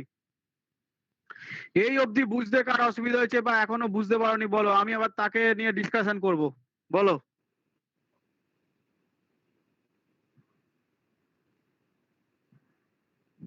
ঠিক আছে, তাহলে আমি, হ্যাঁ 110/100টা ওটা কি? 110/100টা হচ্ছে সুরেশের 10% প্রফিট, লেখা আছে কোশ্চেনে দেখো।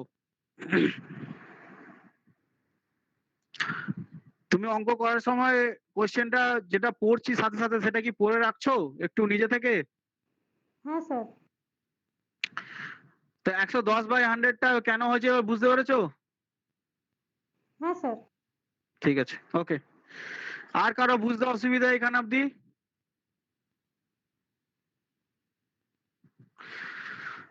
ঠিক আছে, ধরে নিলাম সবারই এটা ব্যাপারটা বুঝতে পেরেছে। তো দেখো এবার সলিউশনে আসি। এত কিছু তো বোঝালাম, অঙ্কটা শুধুমাত্র সলিউশনটা বার করার জন্য। এরপরে দেখো এবার ফাইনাল সলিউশন করে দিচ্ছি, এইসব নামগুলো মুছে দিচ্ছি, জাস্ট সিরিজটা লিখে নিচ্ছি। তো এক্স প্লাস 100 এটা ব্র্যাকেটে দিলাম, তার সঙ্গে 120/100, তার সঙ্গে 90/100, তার সঙ্গে 110/100 ইকুয়ালস টু 1782। এই হচ্ছে ব্যাপারটা ছিল 1782। তো এরকম প্যাটার্নের অঙ্ক তোমরা অনেক পাবে, ঠিক আছে। তো আমি প্যাটার্ন গুলোকে জাস্ট বোঝাতে সময় নিচ্ছি, তোমরা যখন নিজেরা করবে তখন যখনই এরকম অঙ্ক দেখবে ঠিক এই প্যাটার্নেই ফেলে দেবে, তাহলেই অঙ্ক সলভ হয়ে যাবে, নতুন করে কিছু ভাবার নেই। আর আমি যেরকম ভাবে ভেঙে ভেঙে অঙ্ক করাচ্ছি সেরকম সিস্টেমটা বা প্র্যাকটিসটা সেরকম ভাবে তৈরি করো, অঙ্ককে পড়ো, বোঝো, তারপরে সলভ করো, ঠিক আছে।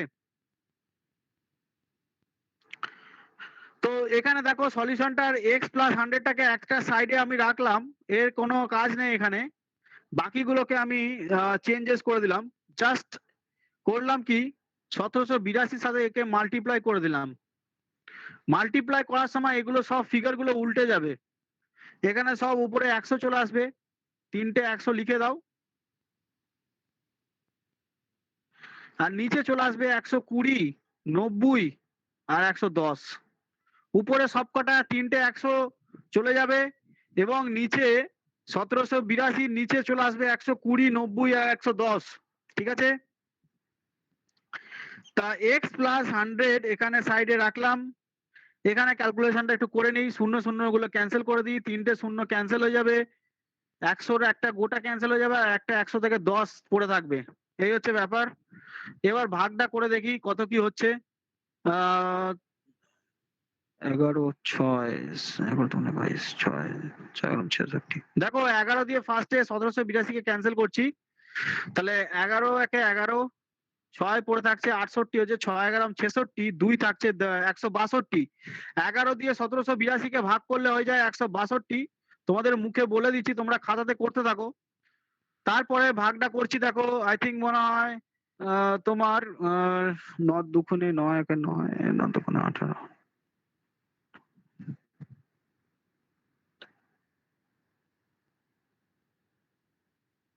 স্যার 18 দিয়ে কেটে যাচ্ছে 9 কে। 18 দিয়ে 18 দিয়ে 162 কে ভাগ করলে হয় তোমার 4 দেখো 18, 2 দিয়ে আগে কাটি ফার্স্টে, 6 দিয়ে ডাইরেক্ট যাওয়ার চেষ্টা করছিলাম, যাই হোক 8 দুগুণে 16 81, 9 দিয়ে কাটলে 9, ঠিক আছে। আর এখানে 6 পড়ে থাকছে, 3 দুগুণে 6, 3 তিরিকে 9, আর এখানে 2 দিয়ে ভাগ করলে দেখো রেজাল্ট দিচ্ছে মনে হচ্ছে 15, আর 15 সঙ্গে 100 গুণ করলে সেটা হয়ে যায় 1500। 100 পড়ে থাকছিল, তার সঙ্গে রেজাল্ট কাটাকাটিতে 1782 কে দিয়েছে 15, কাটাকাটিটা করে নিয়ে দেখে নেবে, টোটাল কাটাকাটিটা করলে 15 দাঁড়াবে 1782, আর নিচে যে সংখ্যাগুলো থাকতো 12, 9 আর 11, তো 100 ওখানে পড়ে থাকছে, তো 1500 এখানে দেখাচ্ছে, তাহলে এক্স প্লাস 100 ইকুয়ালস টু 1500, এটা আমরা পেলাম। এবং সেখান থেকে আমরা যদি এক্স এর মানটা বার করি সিম্পলি, তো 1500 মাইনাস 100, তাহলে এক্স এর ভ্যালু দেখায় 1400, তাহলে 1400 রুপিস কি হলো, জিনিসটার প্রথম কস্ট প্রাইস ছিল, অর্থাৎ জিনিসটা 1400 টাকায় প্রথম কিনেছিল হচ্ছে সন্তোষ, তার পিছনে 100 টাকা খরচা করেছে, তারপরে সেইগুলো ঘুরে ফিরে বিক্রি হয়েছে। কোশ্চেনটা সলিউশন প্রত্যেকে আশা করি বুঝতে পেরেছো, কাটাকুটিটা নিজেরা করে নেবে, কোনো ব্যাপার নয়, ছোটখাটো জিনিস। আর কোনো সমস্যা এই অঙ্কটা থেকে বা এই সমস্ত ক্লাস যেটা করলে এর অবধি কোনো সমস্যা? আশা করি কোনো সমস্যা নেই, নেক্সট ক্লাসে এগিয়ে যাই। কারো যদি কিছু বলার থাকে বলতে পারো।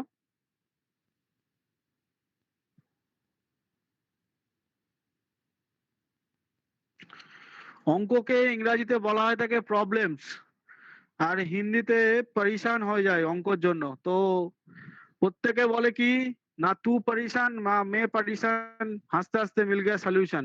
তো অঙ্ক যখন করবে এরকম ভাবে মনে করবে যে না তু পরেশান না হাম পরেশান, হাসতে হাসতে মিল গয়া সলিউশন। তো যাই হোক, নেক্সট দেখো হচ্ছে স্পিড, টাইম অ্যান্ড ডিস্টেন্সের মধ্যে কনসেপ্টটা আমি একটু বোঝাই। এই জিনিসটা আজকে ক্লাসের মেইন জিনিস, এতক্ষণ তো ক্লাসে প্রিভিয়াসটা নিয়ে করাচ্ছিলাম। তো দেখো আমরা যখন কোথাও যাত্রা করি, কোথাও যাই, যখন কিছু কোনো ডেস্টিনেশনে পৌঁছানোর জন্য উদ্দেশ্যে বেরোই বাড়ি থেকে, তো 3-4টে জিনিস আমাদেরকে ক্যালকুলেট করে নিতে হয় যে আমি ওখানে কতক্ষণের মধ্যে পৌঁছে যাব, কত স্পিডে কোনো জিনিসকে যদি যায় তো সেটা কত স্পিডে আমাকে পৌঁছে দিচ্ছে, আর তার কত টাইম লাগছে আর কত দূরত্ব, সবকিছু দেখি আমরা। এটা তো দেখতেই হয় যে আমরা সব গুগল ম্যাপসে দেখি যে এখান থেকে দূরত্ব এত, গুগল ম্যাপস একটা সেখানে অ্যাভারেজ স্পিড ক্যালকুলেশন করে, জার্নির স্পিড ক্যালকুলেশন করে তোমাকে একটা টাইম দেখিয়ে দেয়। গুগল ম্যাপস যে টাইমটা দেখায় তোমরা তো আন্দাজ করতে পারো না যে ট্রেনে দেখাচ্ছে এত, বাইকে দেখাচ্ছে এত, বা কারে দেখাচ্ছে এত। ও যে ক্যালকুলেশনটা করে ওর উপর একটা অ্যালগোরিদম আছে, সেটা ও অ্যাভারেজ স্পিড গুলোকে ক্যালকুলেশন করে রাখে, ওখানেও ম্যাথস আছে, ঠিক আছে। তো অ্যালগোরিদমটা এরকম করা থাকে, যদি একটা বাইকের অ্যাভারেজ স্পিড 60 ধরা হয় তো 60 ধরে সে ওই দূরত্বটা হিসেব বলে যায় যে এতক্ষণ লাগবে। একটা ট্রেনের যদি জার্নি দেখানো হয় তো ট্রেনের অ্যাভারেজ স্পিড মোটামুটি রেকর্ড যেটা আছে গুগলের কাছে, সেই রেকর্ড অনুযায়ী সে ক্যালকুলেশন করে ওটা দিয়ে দেয়। একটা বাসের অ্যাভারেজ স্পিড থাকে, অ্যাভারেজ স্পিডটাকে ক্যালকুলেশন করে সেখানে গুগল ম্যাপসে তোমরা দেখতে পারো যে এত দূরত্ব যেতে বাসটার এত সময় লাগে। তো সমস্তটাই ম্যাথ। তো যাই হোক, এই স্পিড, টাইম, ডিস্টেন্সের প্রত্যেকটা জিনিসেরই প্রত্যেকটার এক একটা ভূমিকা আছে, একটা না থাকলে একটা অসম্পূর্ণ। তো কোনো জিনিস ধরো স্পিড আমরা কিরকম করে মাপি, কোনো একটা দূরত্ব যেতে, ধরো এটা ভালো করে সবাই মন দিয়ে বুঝে নাও, বুঝে নিলেই নিজেরাই অঙ্ক করতে পারবে, কোনো অসুবিধা হবে না। যারা অঙ্কে ভীতি আছে তারা কেটে যাবে, দেখে নাও। তো স্পিড, টাইম অ্যান্ড ডিস্টেন্স এর কিরকম ভাবে হিসেবটা হয়, ধরো আমি কথায় বলছি, আমার থেকে বাড়ি থেকে বেলুড় মঠের দূরত্ব ধরে নাও 40 কিলোমিটার।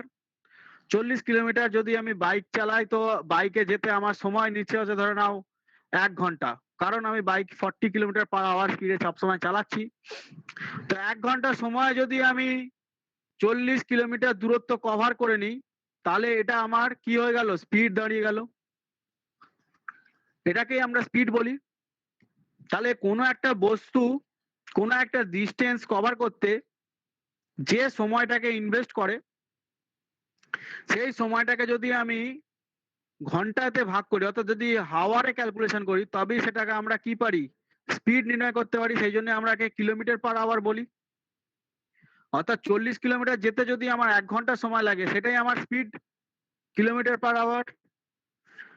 আবার এখান থেকে দেখো টাইমকে কিভাবে ক্যালকুলেশন করা হয়। যে টাইমটা লাগছে, এটা আমার 1 ঘন্টা সময় লাগছে, 1 আওয়ার সময় লাগছে। ডিস্টেন্স আর স্পিড যদি বলে দেওয়া থাকে, ধরো ডিস্টেন্সটা যদি 80 কিলোমিটার হতো, ডিস্টেন্সটা যদি 80 কিলোমিটার হতো, স্পিড যদি আমার গাড়ির 40 কিলোমিটারই থাকতো, তাহলে যদি ভাগ করে দিতাম তাহলে কি বেরিয়ে যেত, টাইম বেরিয়ে যেত 2 আওয়ার। তাহলে ডিস্টেন্স যদি আমাকে বলে দেওয়া থাকতো, তার সঙ্গে যদি আমার স্পিড বলে দেওয়া থাকতো, তাহলে আমি সেখান থেকে কি বার করতে পারি, টাইম বার করতে পারি। আমার ডিস্টেন্স বলে দেওয়া আছে, টাইম বলে দেওয়া আছে, তাহলে আমরা কি পেতে পারি, স্পিড পেতে পারি। এই তো কনসেপ্ট। তাহলে একটার সঙ্গে একটা কি সুন্দর সুন্দর সুন্দর সম্পর্ক আছে। তাহলে ডিস্টেন্স বলে দেওয়া, এটাকে ডিস্টেন্স মানে ডি, দূরত্ব, আর তার সঙ্গে তোমার হচ্ছে কি ছিল, speed, S, D by S equals to time. তোমরা লিখতে পারো এটাকে। এটা কি ছিল, এটা ছিল হচ্ছে তোমার স্পিড, এস বাই টি, এটা টাইম ইকুয়ালস টু, সরি এটা হচ্ছে distance, D by T equals to S. এটা তোমরা লিখতে পারো, প্রত্যেক খাতায় লিখে নাও। D by T equals to S, distance by time মানে হচ্ছে স্পিড, আবার ডিস্টেন্স বাই স্পিড মানে হচ্ছে টাইম। এই একটা সম্পর্ক পেলে, ডিস্টেন্স বাই স্পিড মানে হচ্ছে টাইম, আর distance by time equals to speed. প্রত্যেক খাতায় এটা লিখে নাও, আর যেভাবে বোঝালাম নিজেরাও বুঝতে পারবে। এই অবধি বুঝতে কারো অসুবিধা, বুঝে না থাকলে জিজ্ঞেস করতে পারো। না স্যার। বাহ, ঠিক আছে। তো নেক্সট দেখো, একটা জিনিস পড়ে থাকছে, সেটা হচ্ছে ডিস্টেন্স মেজারমেন্ট। ডিস্টেন্স কিভাবে মেজার করবো এটা জাস্ট জানতে হবে, আর কিছু না। তাহলে আজকে ক্লাসের মেন ফান্ডা বুঝে যাবে, বেসিকটা বুঝে যাবে। ডিস্টেন্স বার করতে গেলে আমার কাছে দুটো বস্তু থাকতে হবে, একটা হচ্ছে স্পিড থাকতে হবে, আর একটা থাকতে হবে হচ্ছে টাইম। এই দুজনকে থাকলে ডিস্টেন্স পাওয়া যাবে। তাহলে যদি আমি একটা বস্তুকে বা কোনো একটা গাড়িকে যদি সব সময় কনস্ট্যান্ট 60 কিলোমিটার পার আওয়ার এই স্পিডেতে নিয়ে যাই এবং কোনো দূরত্ব যেতে আমার যদি 3 ঘন্টা সময় লাগে, 3 আওয়ার সময় লাগে, প্রতি ঘন্টায় আমি 60 কিলোমিটার করে যাচ্ছি, যেতে আমার সময় নিচ্ছে 3 ঘন্টা, তাহলে এদের দুজনে যখন মাল্টিপ্লাই করে দেবো 60 ইন্টু 3, কেন মাল্টিপ্লাই করবো? আমি 1 ঘন্টায় 60 যাচ্ছি, 3 ঘন্টায় তাহলে কত গেলাম সেটা হিসেব করতে হবে, 180। তাহলে ডিস্টেন্স বার করা মানে হচ্ছে distance equals to speed into time. ঠিক আছে, ফর্মুলাটা এই জন্য আলাদা করে লিখতে হলো, ওইগুলো ভাগের ছিল, এটা গুণের। তাহলে ডিস্টেন্স মেজারমেন্ট করা মানে হচ্ছে যে গতিবেগ তার সঙ্গে সময়ের গুণ। বুঝতে পেরেছো? তাহলে স্পিড, টাইম এন্ড ডিস্টেন্সের রিলেশন আশা করি প্রত্যেকের মাথায় ক্লিয়ার।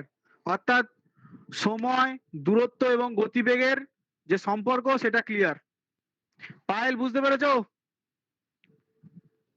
আর কারে ক্লাসে পজিশন থাকে দেখে একটু নামগুলো বুঝতে তাদেরকে পেরেছি। ধরে ধরে জিজ্ঞেস করে যায়। দাঁড়াও, মোনালিসা তোমার বোঝা যাচ্ছে? হ্যাঁ স্যার, বুঝতে পেরেছি। ঠিক আছে। স্যার একবার বলুন না, আমি শুনতে পাইনি। প্রিয়াঙ্কা, আচ্ছা, আর কে? আর কে শুনতে পাওনি? আর একজন থাকে ক্লাসে, সে নেই মনে হচ্ছে। তানিয়া বুঝতে পেরেছো?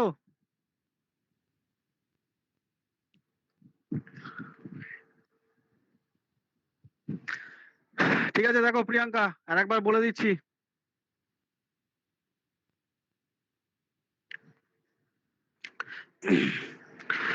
দেখো, স্পিড, টাইম এন্ড ডিস্টেন্সের এটা ক্যালকুলেশন। স্পিড মানে হচ্ছে বাংলায় বলে গতিবেগ, টাইম মানে হচ্ছে সময়, আর ডিস্টেন্স মানে হচ্ছে দূরত্ব। এগুলো বাংলা বলে দিলাম, তোমরা খাতায় নোট করে নেবে। জাস্ট বোঝাচ্ছি, দেখে নাও। ধরো তোমার বাড়ি থেকে কোনো একটা জায়গার দূরত্ব হচ্ছে ধরে নাও 80 কিলোমিটার। ঠিক আছে, 80 কিলোমিটার দূরত্ব কোনো একটা জায়গার, সেখানটা যেতে তোমার সময় লাগে হচ্ছে 2 ঘন্টা। প্রিয়াঙ্কা না কে জিজ্ঞেস করলে তুমি দেখো ভালো করে। কোন একটা হ্যাঁ স্যার, দূরত্ব, দেখতে পাচ্ছি। কোন একটা দূরত্ব যেতে সময় লাগে 2 ঘন্টা, তাহলে 80 কিলোমিটার এটা 2 ঘন্টা, 2 আওয়ার্স। তাহলে রেজাল্ট কি দেবে? 40 কিলোমিটার পার আওয়ার। এই যে যেহেতু আওয়ার দিয়ে ভাগ করেছি, 40 কিলোমিটার পার আওয়ার, এটা কি আমার গাড়ির গতিবেগ। 80 কিলোমিটার দূরত্ব যেতে যদি আমার 2 ঘন্টা সময় লাগে, তাহলে প্রতি ঘন্টায় আমি 40 কিলোমিটার করে কভার করেছি, তাহলে 40 কিলোমিটার পার আওয়ার হচ্ছে আমার গাড়ি গতিবেগ। তাহলে ফর্মুলাটা কি? যদি আমাকে স্পিডের ফর্মুলা জিজ্ঞেস করে, speed equals to distance divided by time, D divided by time, অর্থাৎ দূরত্ব বাই সময়। গতিবেগ মানে হচ্ছে দূরত্ব বাই সময়, যাদের বাংলায় অসুবিধা লিখে নাও, গতিবেগ ইকুয়ালস টু দূরত্ব বাই সময়। দূরত্ব উপরে লিখবে, নিচে সময় লিখবে, এটা হচ্ছে একটা ফর্মুলা। দ্বিতীয় নম্বর ফর্মুলা হচ্ছে টাইম বার করা। ধরো কোথাও তুমি যাচ্ছ, সেই দূরত্বটা যেতে তোমার সময় লাগছে কত সেটা বার করছে কিভাবে দেখে নাও। যদি কোনো জায়গার দূরত্ব আমার জানা থাকে, দূরত্ব ধরে নাও 80, আমার গাড়ির গতিবেগ হচ্ছে 40, তাহলে 80 কিলোমিটার হচ্ছে ডিস্টেন্স, এটা কিলোমিটারে ডিস্টেন্স, গাড়ির গতিবেগ হচ্ছে 40, স্পিড। এই যে দূরত্বটা যেতে সময় কত নেবে? 2 ঘন্টা, যেহেতু 80 দিয়ে 40 কে ভাগ করলাম। তাহলে টাইমের ফর্মুলাটা কি? ডিস্টেন্স বাই স্পিড, অর্থাৎ সময়কে নির্ণয় করা হয় কি করে? দূরত্বর সাথে গতিবেগকে ভাগ করলেই সময় নির্ণয় হয়ে যাবে। ঠিক আছে, এটা বুঝতে পেরেছো? হ্যাঁ স্যার। আচ্ছা, নেক্সট লাস্ট যেটা আমি বোঝালাম শেষ, সেটা হচ্ছে স্পিড নির্ণয় করা, সরি ডিস্টেন্স মেজারমেন্ট করা। যদি আমার গাড়ির গতিবেগ 40 কিলোমিটার পার আওয়ার হয় এবং আমি কোন একটা দূরত্ব যেতে 3 ঘন্টা সময় নিয়েছি ধরো, তাহলে কি হলো? 40 কিলোমিটার ধরে আমার গাড়ি চালাচ্ছি, যে কোনো একটা ডাইরেকশনে, ইস্ট ওয়েস্ট সাউথ যেদিকে মন চায় সেদিকে চালাচ্ছি 40 কিলোমিটার ধরে স্পিডেতে। এবং 3 ঘন্টা ধরে যাচ্ছি, তাহলে 3 ঘন্টা পর আমি কত দূরত্ব চলে যাব বাড়ি থেকে? 40 গুণ 3 গুণ করলেই হয়ে যাবে 120 কিলোমিটার। তাহলে ডিস্টেন্সের ফর্মুলাটা কি? Speed into time, S into T. দূরত্বর ফর্মুলা হচ্ছে তোমার গতিবেগ গুণিতক সময়। এই হলো তিনটে সম্পর্ক।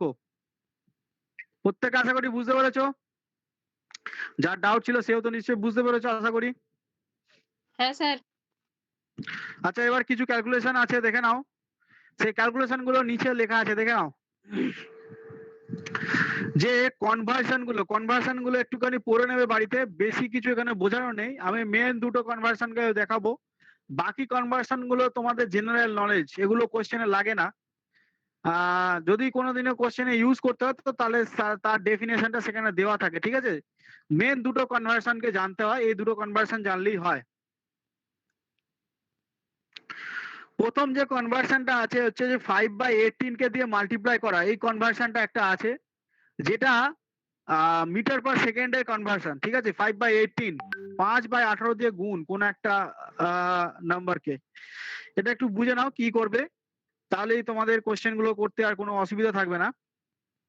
তো দেখো, কোনো একটা জিনিসের বা কোনো একটা অঙ্কেতে তুমি দেখলে একটা কোশ্চেনে কোনো একটা সামে দেওয়া আছে, একটা মিটারে দেওয়া আছে, আবার গতিবেগটা কিলোমিটার পার আওয়ারে দেওয়া আছে। এরকম হতেই পারে, কোন একটা দূরত্বকে মিটারে বলা আছে, কোন একটা অঙ্কের স্পিড বা গতিবেগকে কিলোমিটার পার আওয়ারে বলা আছে।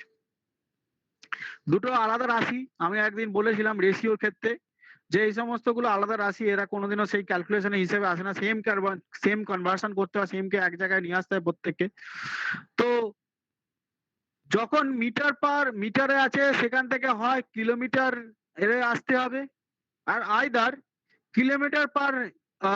কিলোমিটার থেকে মিটারে চলে যেতে হবে, যে কোনো একটা, আইদার যে কোনো একটা, ঠিক আছে? তো সব থেকে সোজা হয় কিলোমিটার থেকে মিটারে চলে যাওয়া। তো যদি কোনো একটা অঙ্কেতে কোনো একটা গতিবেগ লেখা আছে 40 কিলোমিটার পার আওয়ার, কে পার আওয়ার, এটা লেখা আছে, হ্যাঁ? তো তোমার কোশ্চেনে দেখলে কোনো একটা দূরত্ব আবার বলে দেওয়া আছে মিটারে, তুমি কনভার্সনের ক্ষেত্রে জাস্ট ইউজ করবে 5/18, 5/18 দিয়ে গুণ করে দেবে। কেন করবে না করবে সেটা আমি অন্য একদিন ক্লাসে সময় থাকলে বোঝাবো, বা নেক্সট ক্লাসে একটু বুঝিয়ে দেবো কেন গুণটা করা হচ্ছে। এটা কি বললেন? ধরো কোনো একটা অঙ্কেতে তোমার দেখলে দুটো রাশি দেওয়া আছে, দুটো আলাদা আলাদা কন্ট্রাডিক্টরি রাশি, একটা মিটারে দেওয়া আছে, একটা কিলোমিটারে দেওয়া আছে, ঠিক আছে?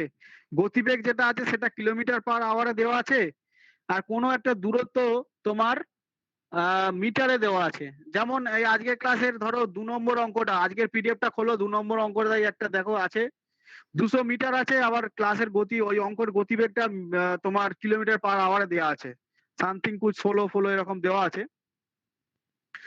তো মিটার আর কিলোমিটার দুটো তো আলাদা আলাদা রাশি, রাশিটা একই সিরিজের কিন্তু দুটো আলাদা আলাদা দূরত্বকে বোঝায়। তো সেক্ষেত্রে কনভার্স করে নিতে হয়, অর্থাৎ চেঞ্জ করে নিতে হয়। তো চেঞ্জেসটা করার জন্য যদি এই গতিবেগটা থাকে, গতিবেগটাকে চেঞ্জ করাটা সব থেকে ভালো। গতিবেগটাকে মিটার পার সেকেন্ডে করে নিতে হবে, গতিবেগটাকে কিলোমিটার পার আওয়ার থেকে মিটার পার সেকেন্ডে করে নিতে হবে। কিলোমিটার পার আওয়ার থেকে মিটার পার সেকেন্ডে যাওয়ার সব থেকে ইজি ওয়ে হচ্ছে 5/18 দিয়ে গুণ করে দেওয়া গতিবেগটাকে, তাহলেই রেজাল্টটা মিটার পার সেকেন্ডে চলে আসবে, ঠিক আছে? তাহলেই রেজাল্টটা মিটার পার সেকেন্ডে চলে আসবে। তাহলে কিলোমিটার পার আওয়ার থেকে মিটার পার সেকেন্ডে যেতে গেলে 5/18 গুণ করতে হবে। যারা বাংলায় লিখছো লিখে নাও, বা প্রত্যেকে লিখে নাও যে কিলোমিটার পার আওয়ার থেকে 5/18 গুণ করলে মিটার পার সেকেন্ডে পৌঁছে যাওয়া যায়। যারা বাংলায় লিখছো বা প্রত্যেকেই লিখে নাও, বা ইংলিশে যারা লিখছো, to convert kilometre per hour to metre per second multiply with 5/18, এবং এখানে লেখাও আছে আমার পিডিএফ এ। বাংলায় যারা লিখছো তারা লেখো কিলোমিটার পার আওয়ার থেকে মিটার পার সেকেন্ডে যেতে গেলে 5/18 থেকে গুণ করতে হবে। আর ইংলিশে যারা লিখছো to convert kilometre per hour to metre per second multiply with 5/18, ঠিক আছে?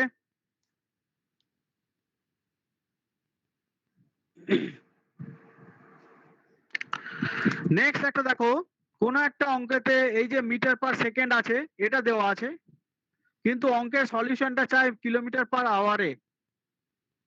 এই সময় কনভার্সনটা কি করবে? জাস্ট উল্টো। অর্থাৎ মিটার পার সেকেন্ডে যদি একটা কোনো রাশি দেওয়া থাকে, এই যে 200 মিটার পার সেকেন্ড যদি দেওয়া থাকতো, তার সঙ্গে আমি 18/5 কে মাল্টিপ্লাই করলেই কিলোমিটার পার আওয়ারে অ্যান্সারটা পেয়ে যেতাম। ঠিক আছে, 18/5 কে মাল্টিপ্লাই করলেই কিলোমিটার পার আওয়ারে তার মাল্টিপ্লিকেশনে অ্যান্সারটা পেয়ে যেতাম। ঠিক আছে, তো এখানে একটা বাংলা লিখে নাও যে মিটার পার সেকেন্ড থেকে কিলোমিটার পার আওয়ারে পৌঁছাতে গেলে 18/5 দিয়ে গুণ করতে হবে। মিটার পার সেকেন্ড থেকে কিলোমিটার পার আওয়ারে যেতে গেলে 18/5 দিয়ে গুণ করতে হবে। ইংলিশে যারা লিখছো, to convert metre per second to kilometre sir per আমি সেকেন্ড। শুনতে পাইনি, নেটওয়ার্ক প্রবলেম হচ্ছে, একটু বলবেন ওই কি ওই জায়গাটা? মিটার পার সেকেন্ড থেকে কিলোমিটার প্রথমে পার লিখে আওয়ার। নিয়েছি, কিলোমিটার থেকে মিটারে যেতে গেলে 5 মানে 5/8 কিলোমিটার থেকে মিটারে যেতে গেলে নয়, কিলোমিটার পার আওয়ার থেকে হ্যাঁ মিটার পার মিটার সেকেন্ড। পার যে সেকেন্ডে। রাশিগুলো বলবো সেগুলোই নোট করবে, উল্টো পাল্টা লিখবে না, ভুল হবে। কিলোমিটার পার আওয়ার থেকে মিটার পার সেকেন্ডে যেতে গেলে 5/18 দিয়ে গুণ করতে হবে। যেটা দ্বিতীয়বার বললাম, মিটার পার সেকেন্ড থেকে কিলোমিটার পার আওয়ারে যেতে গেলে 18/5 দিয়ে গুণ করতে হবে। মিটার পার সেকেন্ড থেকে কিলোমিটার পার আওয়ারে যেতে গেলে 18/5 দিয়ে গুণ করতে হবে। ঠিক আছে, ইংলিশে যারা লিখছো, to convert metre per second to kilometre per hour multiply with 18/5. To convert meter per second to kilometer per hour multiply with 18/5. এই হচ্ছে ব্যাপার, আর কিছু না এখানে। আর একটা অ্যাভারেজ স্পিডের ব্যাপারটা আছে, সেটা যখন অঙ্ক করাবো তখন দিয়ে দেবো, বুঝিয়ে দেবো, বা এখনই বুঝে নিতে পারো। দেখে নি কি লেখা আছে। অ্যাভারেজ স্পিড প্রত্যেকেই জানো, অ্যাভারেজ স্পিড ক্যালকুলেশনের একটা হিসেব নর্মালি প্রত্যেকেই জানো। ধরো আমি যাচ্ছি হচ্ছে কোন একটা জায়গায় 40 কিলোমিটার পার আওয়ারে, একবার গেলাম 60 কিলোমিটার পার আওয়ারে, একবার গেলাম 20 কিলোমিটার পার আওয়ারে, প্রত্যেকটা আওয়ারে। হ্যাঁ, এটা 1 ঘন্টায় গেছি, এটা 1 ঘন্টায় গেছি, এটা 1 ঘন্টায় গেছি, 3 ঘন্টা টোটাল গেছি। 40, 60, 20 যোগ করব, অ্যাভারেজ নিয়ম করা বার করা নিয়মিত এটাই। যোগ করব 40, 60, 20, 120, 120 সঙ্গে 3 দিয়ে ভাগ করে দেবো, তাহলে 40 কিলোমিটার পার আওয়ার। এটা হচ্ছে আমার অ্যাভারেজ স্পিড। অ্যাভারেজ স্পিড, গড় গতিবেগ, বাংলায় বলা হয় থাকে গড় গতিবেগ। প্রথম 1 ঘন্টায় 40 গেছি, দ্বিতীয় 1 ঘন্টায় 60 গেছি, তৃতীয় 1 ঘন্টায় 20 গেছি, তাহলে টোটাল 3 ঘন্টায় কত গেছি গড়ে যদি জিজ্ঞেস করে গতিবেগটা, তখন কি করবো? 40, 60 আর 20 গুণ যোগ করে দিয়ে 3 দিয়ে ভাগ করে দেবো, অ্যাভারেজ স্পিড বেরিয়ে যাবে। ওই যে প্রথম অঙ্কের এই আমার আগের দিনের পিডিএফটা দেখো, একটা লেখা আছে total distance travel divided by total time taken. Total দূরত্ব যেটা গেছি তার সঙ্গে যদি টোটাল সময় যেটা লাগে সেটাকে ভাগ করে দিলে গড় গতিবেগ বেরিয়ে যায়। বাংলাটা বলে দিলাম। আর একটা অ্যাভারেজ স্পিড বার করার ফর্মুলা আছে, নিচেই আছে দেখো, কেস নাম্বার 1 লেখাই আছে, কেস নাম্বার 1 দিয়ে লেখা আছে দেখো, হোয়েন দ্য ডিস্টেন্স কনস্ট্যান্ট, ডিস্টেন্সটা কনস্ট্যান্ট, দূরত্বটা একটা ফিক্সড, ধরো 100 কিলোমিটার ফিক্সড দূরত্ব, 120 ধরছি সুবিধা হবে আমার, 120 দূরত্বটা fixed constant. Average speed will be 2x plus 2x into y, x plus y। কেন বলে দিচ্ছে দেখো কি কারণে, ওয়ার দিয়ে লেখা আছে, where x and y are the two speed at which the same distance being covered। অর্থাৎ যখন কোনো দূরত্ব আমাকে কনস্ট্যান্ট বলে দিয়েছে, 120টা কনস্ট্যান্ট দূরত্ব, আমি জানতাম না এটা একদম ফিক্সড, আমাকে এই দূরত্বে যেতে হবে। ঠিক আছে, তো 120 কনস্ট্যান্ট স্পিড, কনস্ট্যান্ট দূরত্ব থাকলে, এবং আমি যদি মাঝে মাঝে সময়ের পার্থক্যতে আমার গতিবেগের পার্থক্য হয়, অর্থাৎ একবার আমি 40-এর গতিবেগে গেছি, একবার আমি 60-এর গতিবেগে গেছি, সেই ক্ষেত্রে অ্যাভারেজ স্পিডের ফর্মুলাটা অন্য হয়। কি হয় দেখে নাও, প্রথম 1 ঘন্টায় হয়তো 40-এর গতিবেগে গেছি, দ্বিতীয় 1 ঘন্টা হয়তো 60-এর গতিবেগে গেছি, তাহলে এই ক্ষেত্রে ফর্মুলাটা অন্য হয়ে যায়। সেখানে করতে হয় কি, যে অ্যাভারেজ স্পিডটা আছে, যে দূরত্বটা আছে, অর্থাৎ যে গতিতে যাচ্ছি তার সঙ্গে 2 গুণ করতে হয়, অর্থাৎ 40-এর সঙ্গে 60-কে মাল্টিপ্লাই করতে হবে। 40টা এখানে এক্স, এটা হচ্ছে 60টা ওয়াই, এগুলো হচ্ছে আমার গতিবেগ। হ্যাঁ, তাহলে 2xy, ওই যে ফর্মুলাতে লেখা আছে 2xy divided by X plus Y, এটা করতে হবে। এটা করলেই আমার অ্যাভারেজ স্পিড বেরিয়ে যাবে। এখানে কনস্ট্যান্ট দূরত্ব থাকতে হবে। কনস্ট্যান্ট দূরত্ব মানে দূরত্বটা একদম ফিক্সড বলে দেওয়া আছে, আর কোনো সেখানে আলাদা করে কিছু নেই, আমি জানি দূরত্বটা কত। সেক্ষেত্রে তাহলে 60 আর 40-কে গুণ করে 2 দিয়ে দুগুণ করব এবং এক্স প্লাস ওয়াই করে দেবো। লেখাই আছে কেস নাম্বার 1-এ যে when the distance is constant, constant মিন একদম স্থির, যেখানে জানি দূরত্বটা বলতে গেলে, সেখানে কি লেখা আছে where x R y R the two speed at which same distance has been covered। তো এটা হচ্ছে ফর্মুলা। এই ফর্মুলাটা ম্যাক্সিমাম কেসে লাগবে, এটাকে প্রত্যেকে মাথায় রাখবে, এই ফর্মুলাটা ভুললে হবে না। 60 প্লাস 40 ওটা হঠাৎ করে হলো কেন, ওটা ঠিক বুঝলাম না। ধরো তোমার বাড়ি থেকে তোমার মা বাড়ির দূরত্ব 120 কিলোমিটার, তুমি সারা জীবন যাও আসো তো জানো 120 কিলোমিটার দূরত্ব। তুমি বাইক নিয়ে এখন স্কুটি নিয়ে বেরিয়েছো, তো প্রথম 1 ঘন্টায় গেছো 40, দ্বিতীয় 1 ঘন্টায় গেছো 60। তো দুটো দূরত্বর ক্ষেত্রে কনস্ট্যান্ট দূরত্বই গেছে 120 কিলোমিটার, তো আর বেড়ে গিয়ে 150 হবে না, তো ওটা ফিক্সড। ওখানে আর 120 কিলোমিটারের কোনো ক্যালকুলেশনই আসবে না। তোমার দূরত্ব যাওয়ার যে গতিবেগ তার ক্যালকুলেশনটা আসছে এখানে। তো প্রথম 1 ঘন্টায় 40-এ গেছো, দ্বিতীয় 1 ঘন্টায় 60-এ গেছো। তো সেই ক্ষেত্রে গড় গতিবেগ বার করার নিয়মটা কি করে বলে দিয়েছে দেখে নাও।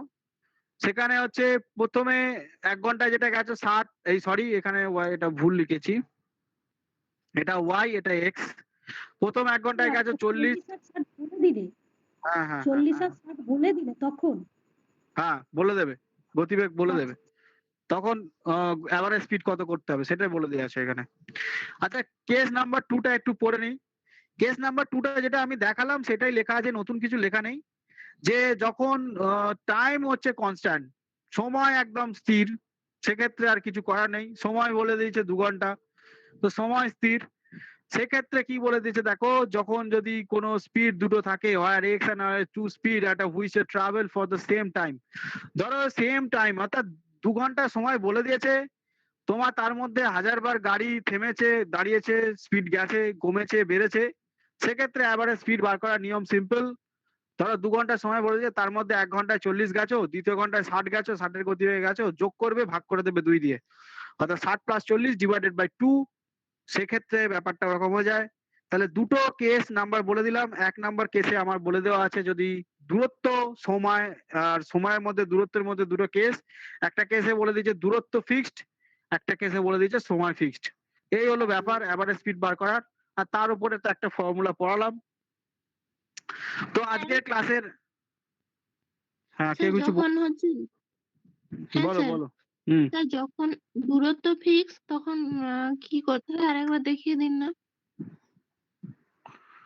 যখন দূরত্ব ফিক্স তখন তোমাকে দুটো গতিবেগ বলে দেবে, একটা গতিবেগ এক্স, একটা গতিবেগ ওয়াই, সময়ের এগেনস্টে বলে দেবে। হ্যাঁ, তো একটা গতিবেগ এক্স, একটা গতিবেগ ওয়াই, সেক্ষেত্রে একটা ফর্মুলা ইউজ করবে, সেটা হচ্ছে 2 × xy divided by X plus Y.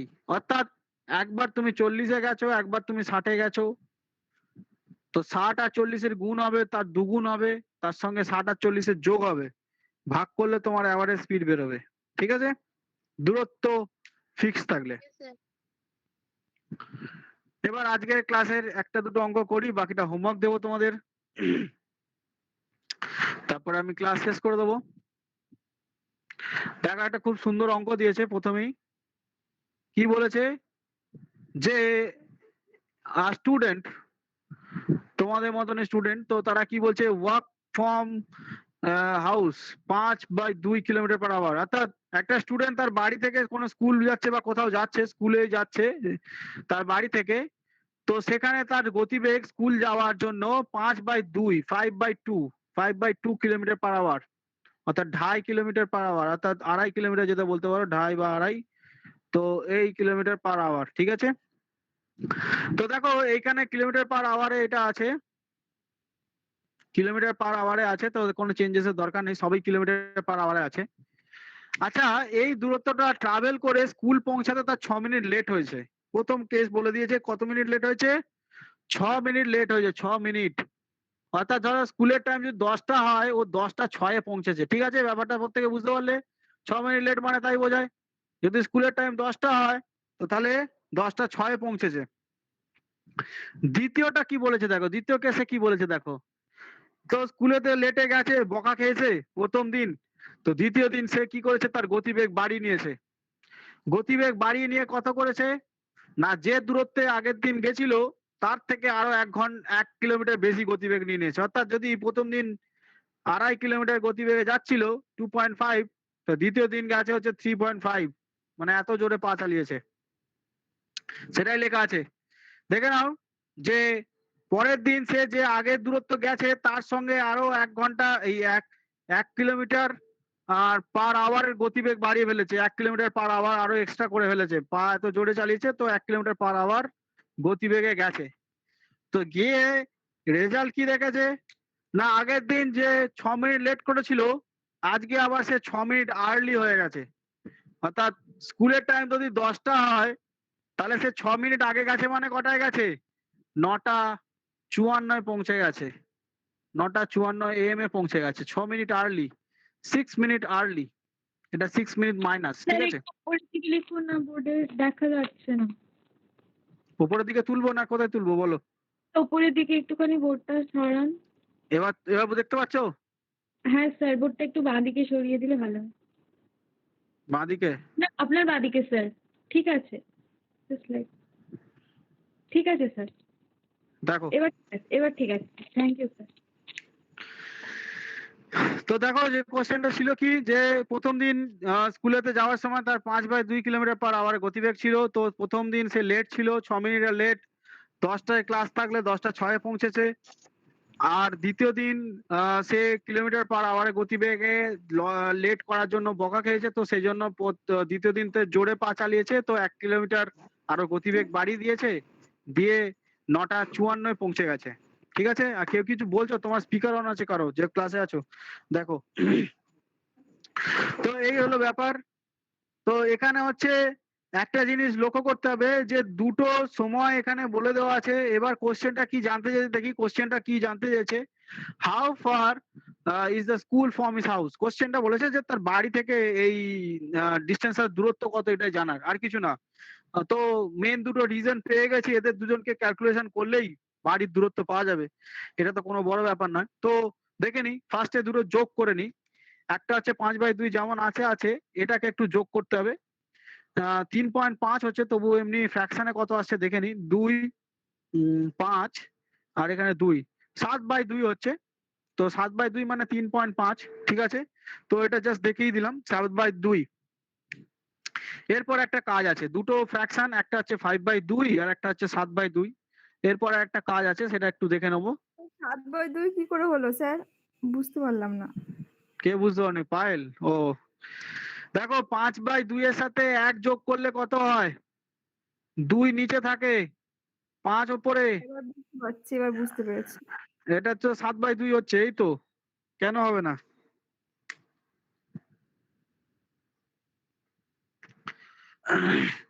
তো এবার দেখো, যেটা ব্যাপারটা বলতে চাইছি, এবার হচ্ছে সময়টা একটু ক্যালকুলেশন করব। এতক্ষণ ফ্র্যাকশন দুটো পেলাম, একটা হচ্ছে 5/2 আর একটা 7/2। এই দুটো ফ্র্যাকশন পেয়ে গেলাম, এখানে আর কোনো ফাংশন নেই ওর। এরপরে বাকি ফাংশনটা পরে। তো এবার একটা জিনিস বলো তোমরা, দেখি কিরম বুদ্ধি তোমাদের, যে 6 মিনিট লেট আর 6 মিনিট আর্লি, এই যে দুটো সময়ের মধ্যে গ্যাপ, টোটাল ক মিনিটের গ্যাপ হচ্ছে তোমরা একটু বলো দেখি। 12 মিনিট। Very good. আর অন্যজন কেউ, কি করে 12 মিনিট হলো বুঝতে পেরেছো? 6+6 যোগ করে। হ্যাঁ, 6+6 যোগ করে, তার মানে কি 9:54 থেকে 10:06, এই যে টোটাল টাইমটা 12 মিনিট, সে কিন্তু তার গতিবেগের পার্থক্যের জন্য ব্যাপারটা চেঞ্জেস হয়ে গেছে। অর্থাৎ 12 মিনিটের ডিফারেন্স অদল বদল হয়ে গেছে। এটা একটু জানতে হবে।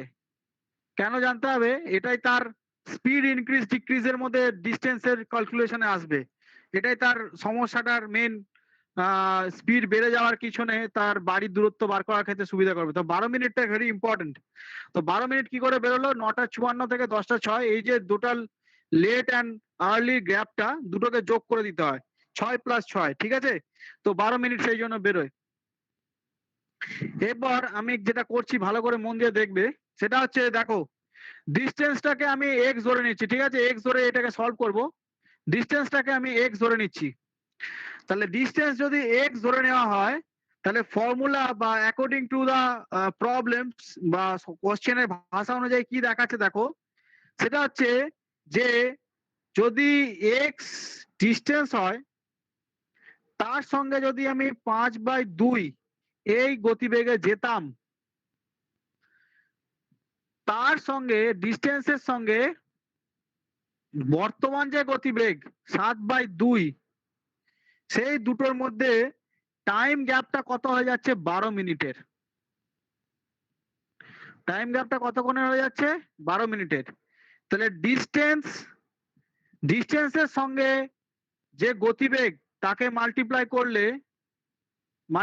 করলাম, এটা একটা ডিস্টেন্স, তার সঙ্গে এখনকার গতিবেগের মাল্টিপ্লাই করলাম, যে টাইম গ্যাপটা পেয়েছি, যে টাইম গ্যাপটা হচ্ছে সেটা হচ্ছে 12 মিনিটের হচ্ছে। এবার একটা জিনিস লক্ষ্য করো, তোমাদেরকে বলেছি যে এইগুলো সব কিসে আছে? কিলোমিটার পার আওয়ারে আছে, কিন্তু এখানে মিনিটে দেওয়া আছে। তো মিনিট থেকে আওয়ার কনভার্সন করতে গেলে এটাকে 60 দিয়ে ভাগ করে দিতে হবে, কারণ আমরা জানি যে 60 মিনিট মানে 1 ঘন্টা। এইগুলো কিলোমিটার পার আওয়ারে ছিল, আর এটা মিনিটে আছে। তো মিনিট আর কিলোমিটারের সঙ্গে তো ক্যালকুলেশন হয় না, তো সেটাকে সেই জন্য ঘন্টায় চেঞ্জেস করে দিতে হবে, 12/60 কে ডিভাইড করে দিতে হবে। তো এবার দেখো ক্যালকুলেশন করছি, সরি, হ্যাঁ ঠিক আছে, ক্যালকুলেশনটা এটা সলভ করে নাও। যারা যারা খাতায় তুলেছো তোমরা পারবে, তোমরা তো এগুলো করে থাকো। তো দেখে নাও কিভাবে কি করছি।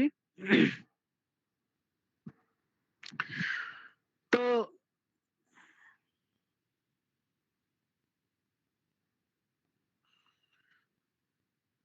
(5x/2 - 7x/2) equals to 1/5। 2 এদের রেশিওতে এলসিএম সামথিং, কোথাও প্রবলেম হচ্ছে। এক সেকেন্ড, একটু ক্লিয়ারলি মাইনাসে লিখি। উত্তর হয়ে যাচ্ছে স্যার।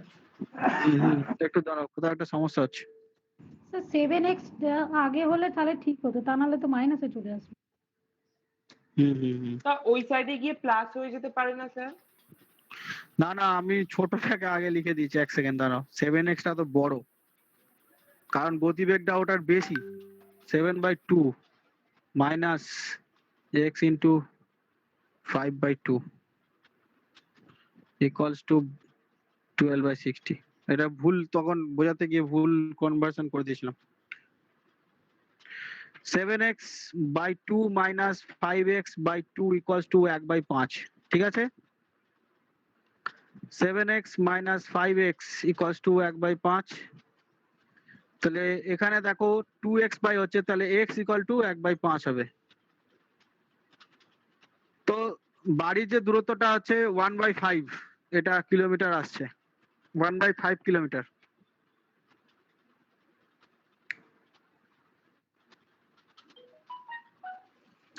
ঠিক আছে, যাই হোক 1/5 কিলোমিটার এটা হচ্ছে বাড়ির দূরত্ব বেরিয়ে গেল। এখানটা আশা করি প্রত্যেকে বুঝতে পেরেছো। স্যার অপশানে নেই তো এটা। অপশনে নেই না?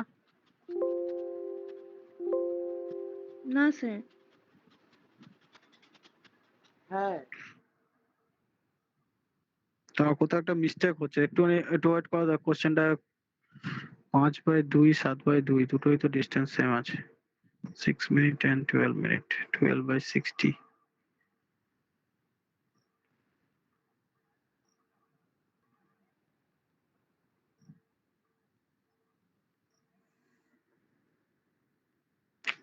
ও আরে বাবা, distance by kilometre per hour মানে তো তবে তো সময় হয়। এস এ বাবা, দেখো তোমাদেরকে সেই ক্লাসে শুরুতেই তো পড়ালাম যে ডিস্টেন্স, তোমরা বলোনি যে এখানে স্যার আপনি একটু ভুল করছেন, ডিস্টেন্সের সঙ্গে স্পিডের ডিফারেন্স করলে তবেই না সময়টা পাওয়া যায়। তোমাদেরকে তো ক্লাসেই শেখালাম ডিস্টেন্সের সঙ্গে 5/2 ডিভিশনে হবে। ডিস্টেন্সের সাথে এক্স আছে, এক্স এর সাথে 5/2 ডিভিশনে থাকবে, সেটার মাইনাস করতে হবে। আবার ডিস্টেন্স আছে, ডিস্টেন্সের সাথে 7/2 ডিভিশন করতে হবে, তবে তোমাদের 12/60 হচ্ছে, তবে সেটা টাইম পাবে। টাইম ইকুয়ালস টু ওখানে ফর্মুলাতে কি বলা আছে দেবাশিস? টাইম ইকুয়ালস টু ফর্মুলাতে কি লেখালাম? Distance by time equals to distance by speed. তাহলে এক্স টাকে যদি ডিস্টেন্স ধরা হয়, এক্স টাকে আমি ডিস্টেন্স ধরেছি আর এটা হচ্ছে স্পিড ছিল।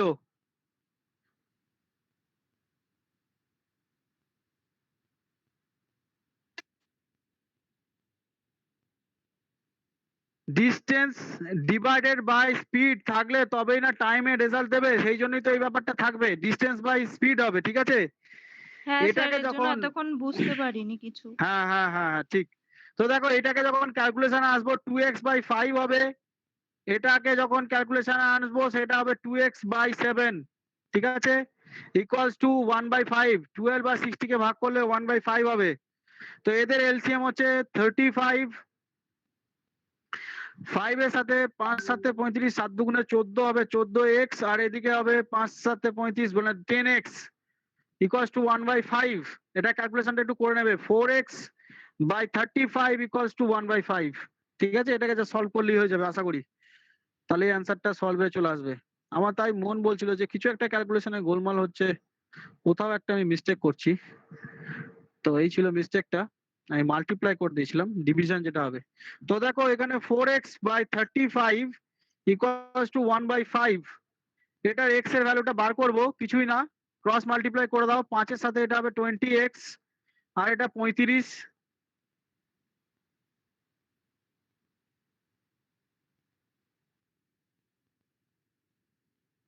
x এর ভ্যালু বার করতে গেলে 35 ডিভাইডেড বাই 20, তাহলে 5 4 এখন দেখো সেখানে অ্যান্সারটা হয়ে যাবে 7/4। কত নম্বর অপশন? Option B. ঠিক আছে, 7/4। বুঝতে পেরেছো? ফর্মুলা অনুযায়ী ওটা হবে, ওখানে মাল্টিপ্লাই কোনো কাজ নেই, যারা ওখানে করেছিলে তাদেরকে ওই জায়গাটা একটুখানি কারেকশন করে নাও।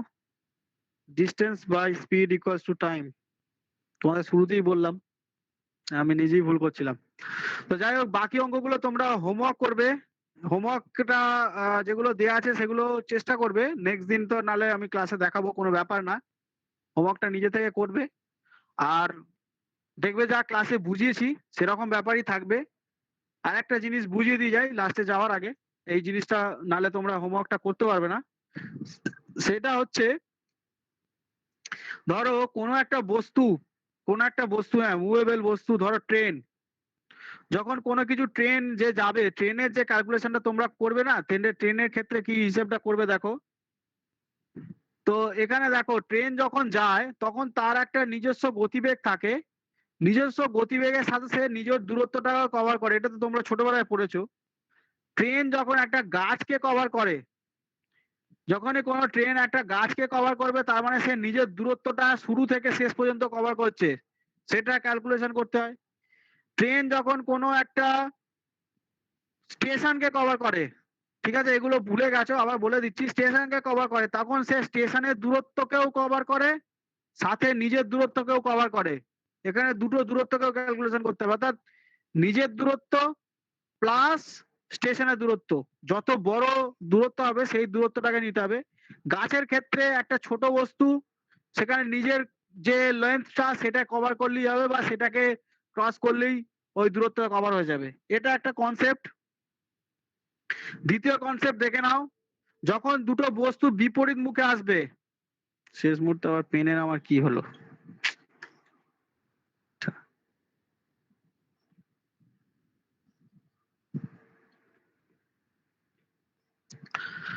যখন দুটো বস্তু বিপরীত মুখে আসবে তাদের মধ্যে যদি যে দূরত্বটা থাকবে সেটা সবসময় কি হবে, যে দূরত্বটা থাকবে সেই দূরত্বটা সবসময় কমতে থাকবে, আর যখন দুটো বস্তু দুজনে অপরের অন্য দিকে যাবে, এটা যদি দুজনের থেকে বিপরীত দিকে যায় আর এটা যদি দুজনের মুখোমুখি আসে, এক্ষেত্রে দূরত্বটা কমতে থাকে, এটা সবাই জানো। এক্ষেত্রে দূরত্বটা বাড়তে থাকে, এটা হচ্ছে প্লাস হয়। তাহলে দূরত্ব বাড়লে যদি দুটো ডিস্টেন্স দুজনের স্পিড বলে দেওয়া থাকে তাহলে দূরত্ব বেড়ে যাবে। আর যখন নিজেরা কাছাকাছি আসবে এটা মাইনাস হয়ে যাবে, ঠিক আছে, মাইনাস হয়ে যাবে। এই কনসেপ্ট গুলো একটু রাখবে। এই দুটো বলার আছে, আর সেরকম কিছু বলার নেই, বাকিগুলো নিজেরা ট্রাই করলেই পারবে। একটা মানুষকে কভার করা, একটা গাছকে কভার করা, এগুলো সবই কি নিজের দূরত্বকে কভার করা। ট্রেনের ক্ষেত্রে ম্যাক্সিমাম ট্রেনের অঙ্কতেই তোমাদের ম্যাক্সিমাম কোশ্চেন দেখেছি আমি কম্পিটিটিভ এক্সামে, ট্রেনের অঙ্ক, মানুষকে কভার করার অঙ্ক, দুজনে একই দূরত্ব থেকে আসার অঙ্ক, এই সমস্ত অঙ্কগুলো থাকে ম্যাক্সিমাম ট্রেনের উপরে অঙ্কগুলো থাকে। তো নেক্সট দিনের ক্লাসে তোমরা আগে নিজেরা ট্রাই করো, নিজেরা কতটা পারছো দেখি। নেক্সট দিন ক্লাসেতে আমি ভালো করে বুঝিয়ে দেবো, তাহলে নিশ্চয়ই অনেক কোশ্চেন নিজেরাই সলভ করতে পারবে, ঠিক আছে। তো আজকের ক্লাস এই অবধি। ট্রেনের অঙ্কে সে নিজের দূরত্ব অতিক্রম করে আর সেই জায়গাটার দূরত্ব অতিক্রম করে বলে উপরে প্লাস হচ্ছে, কিন্তু নিচে বাই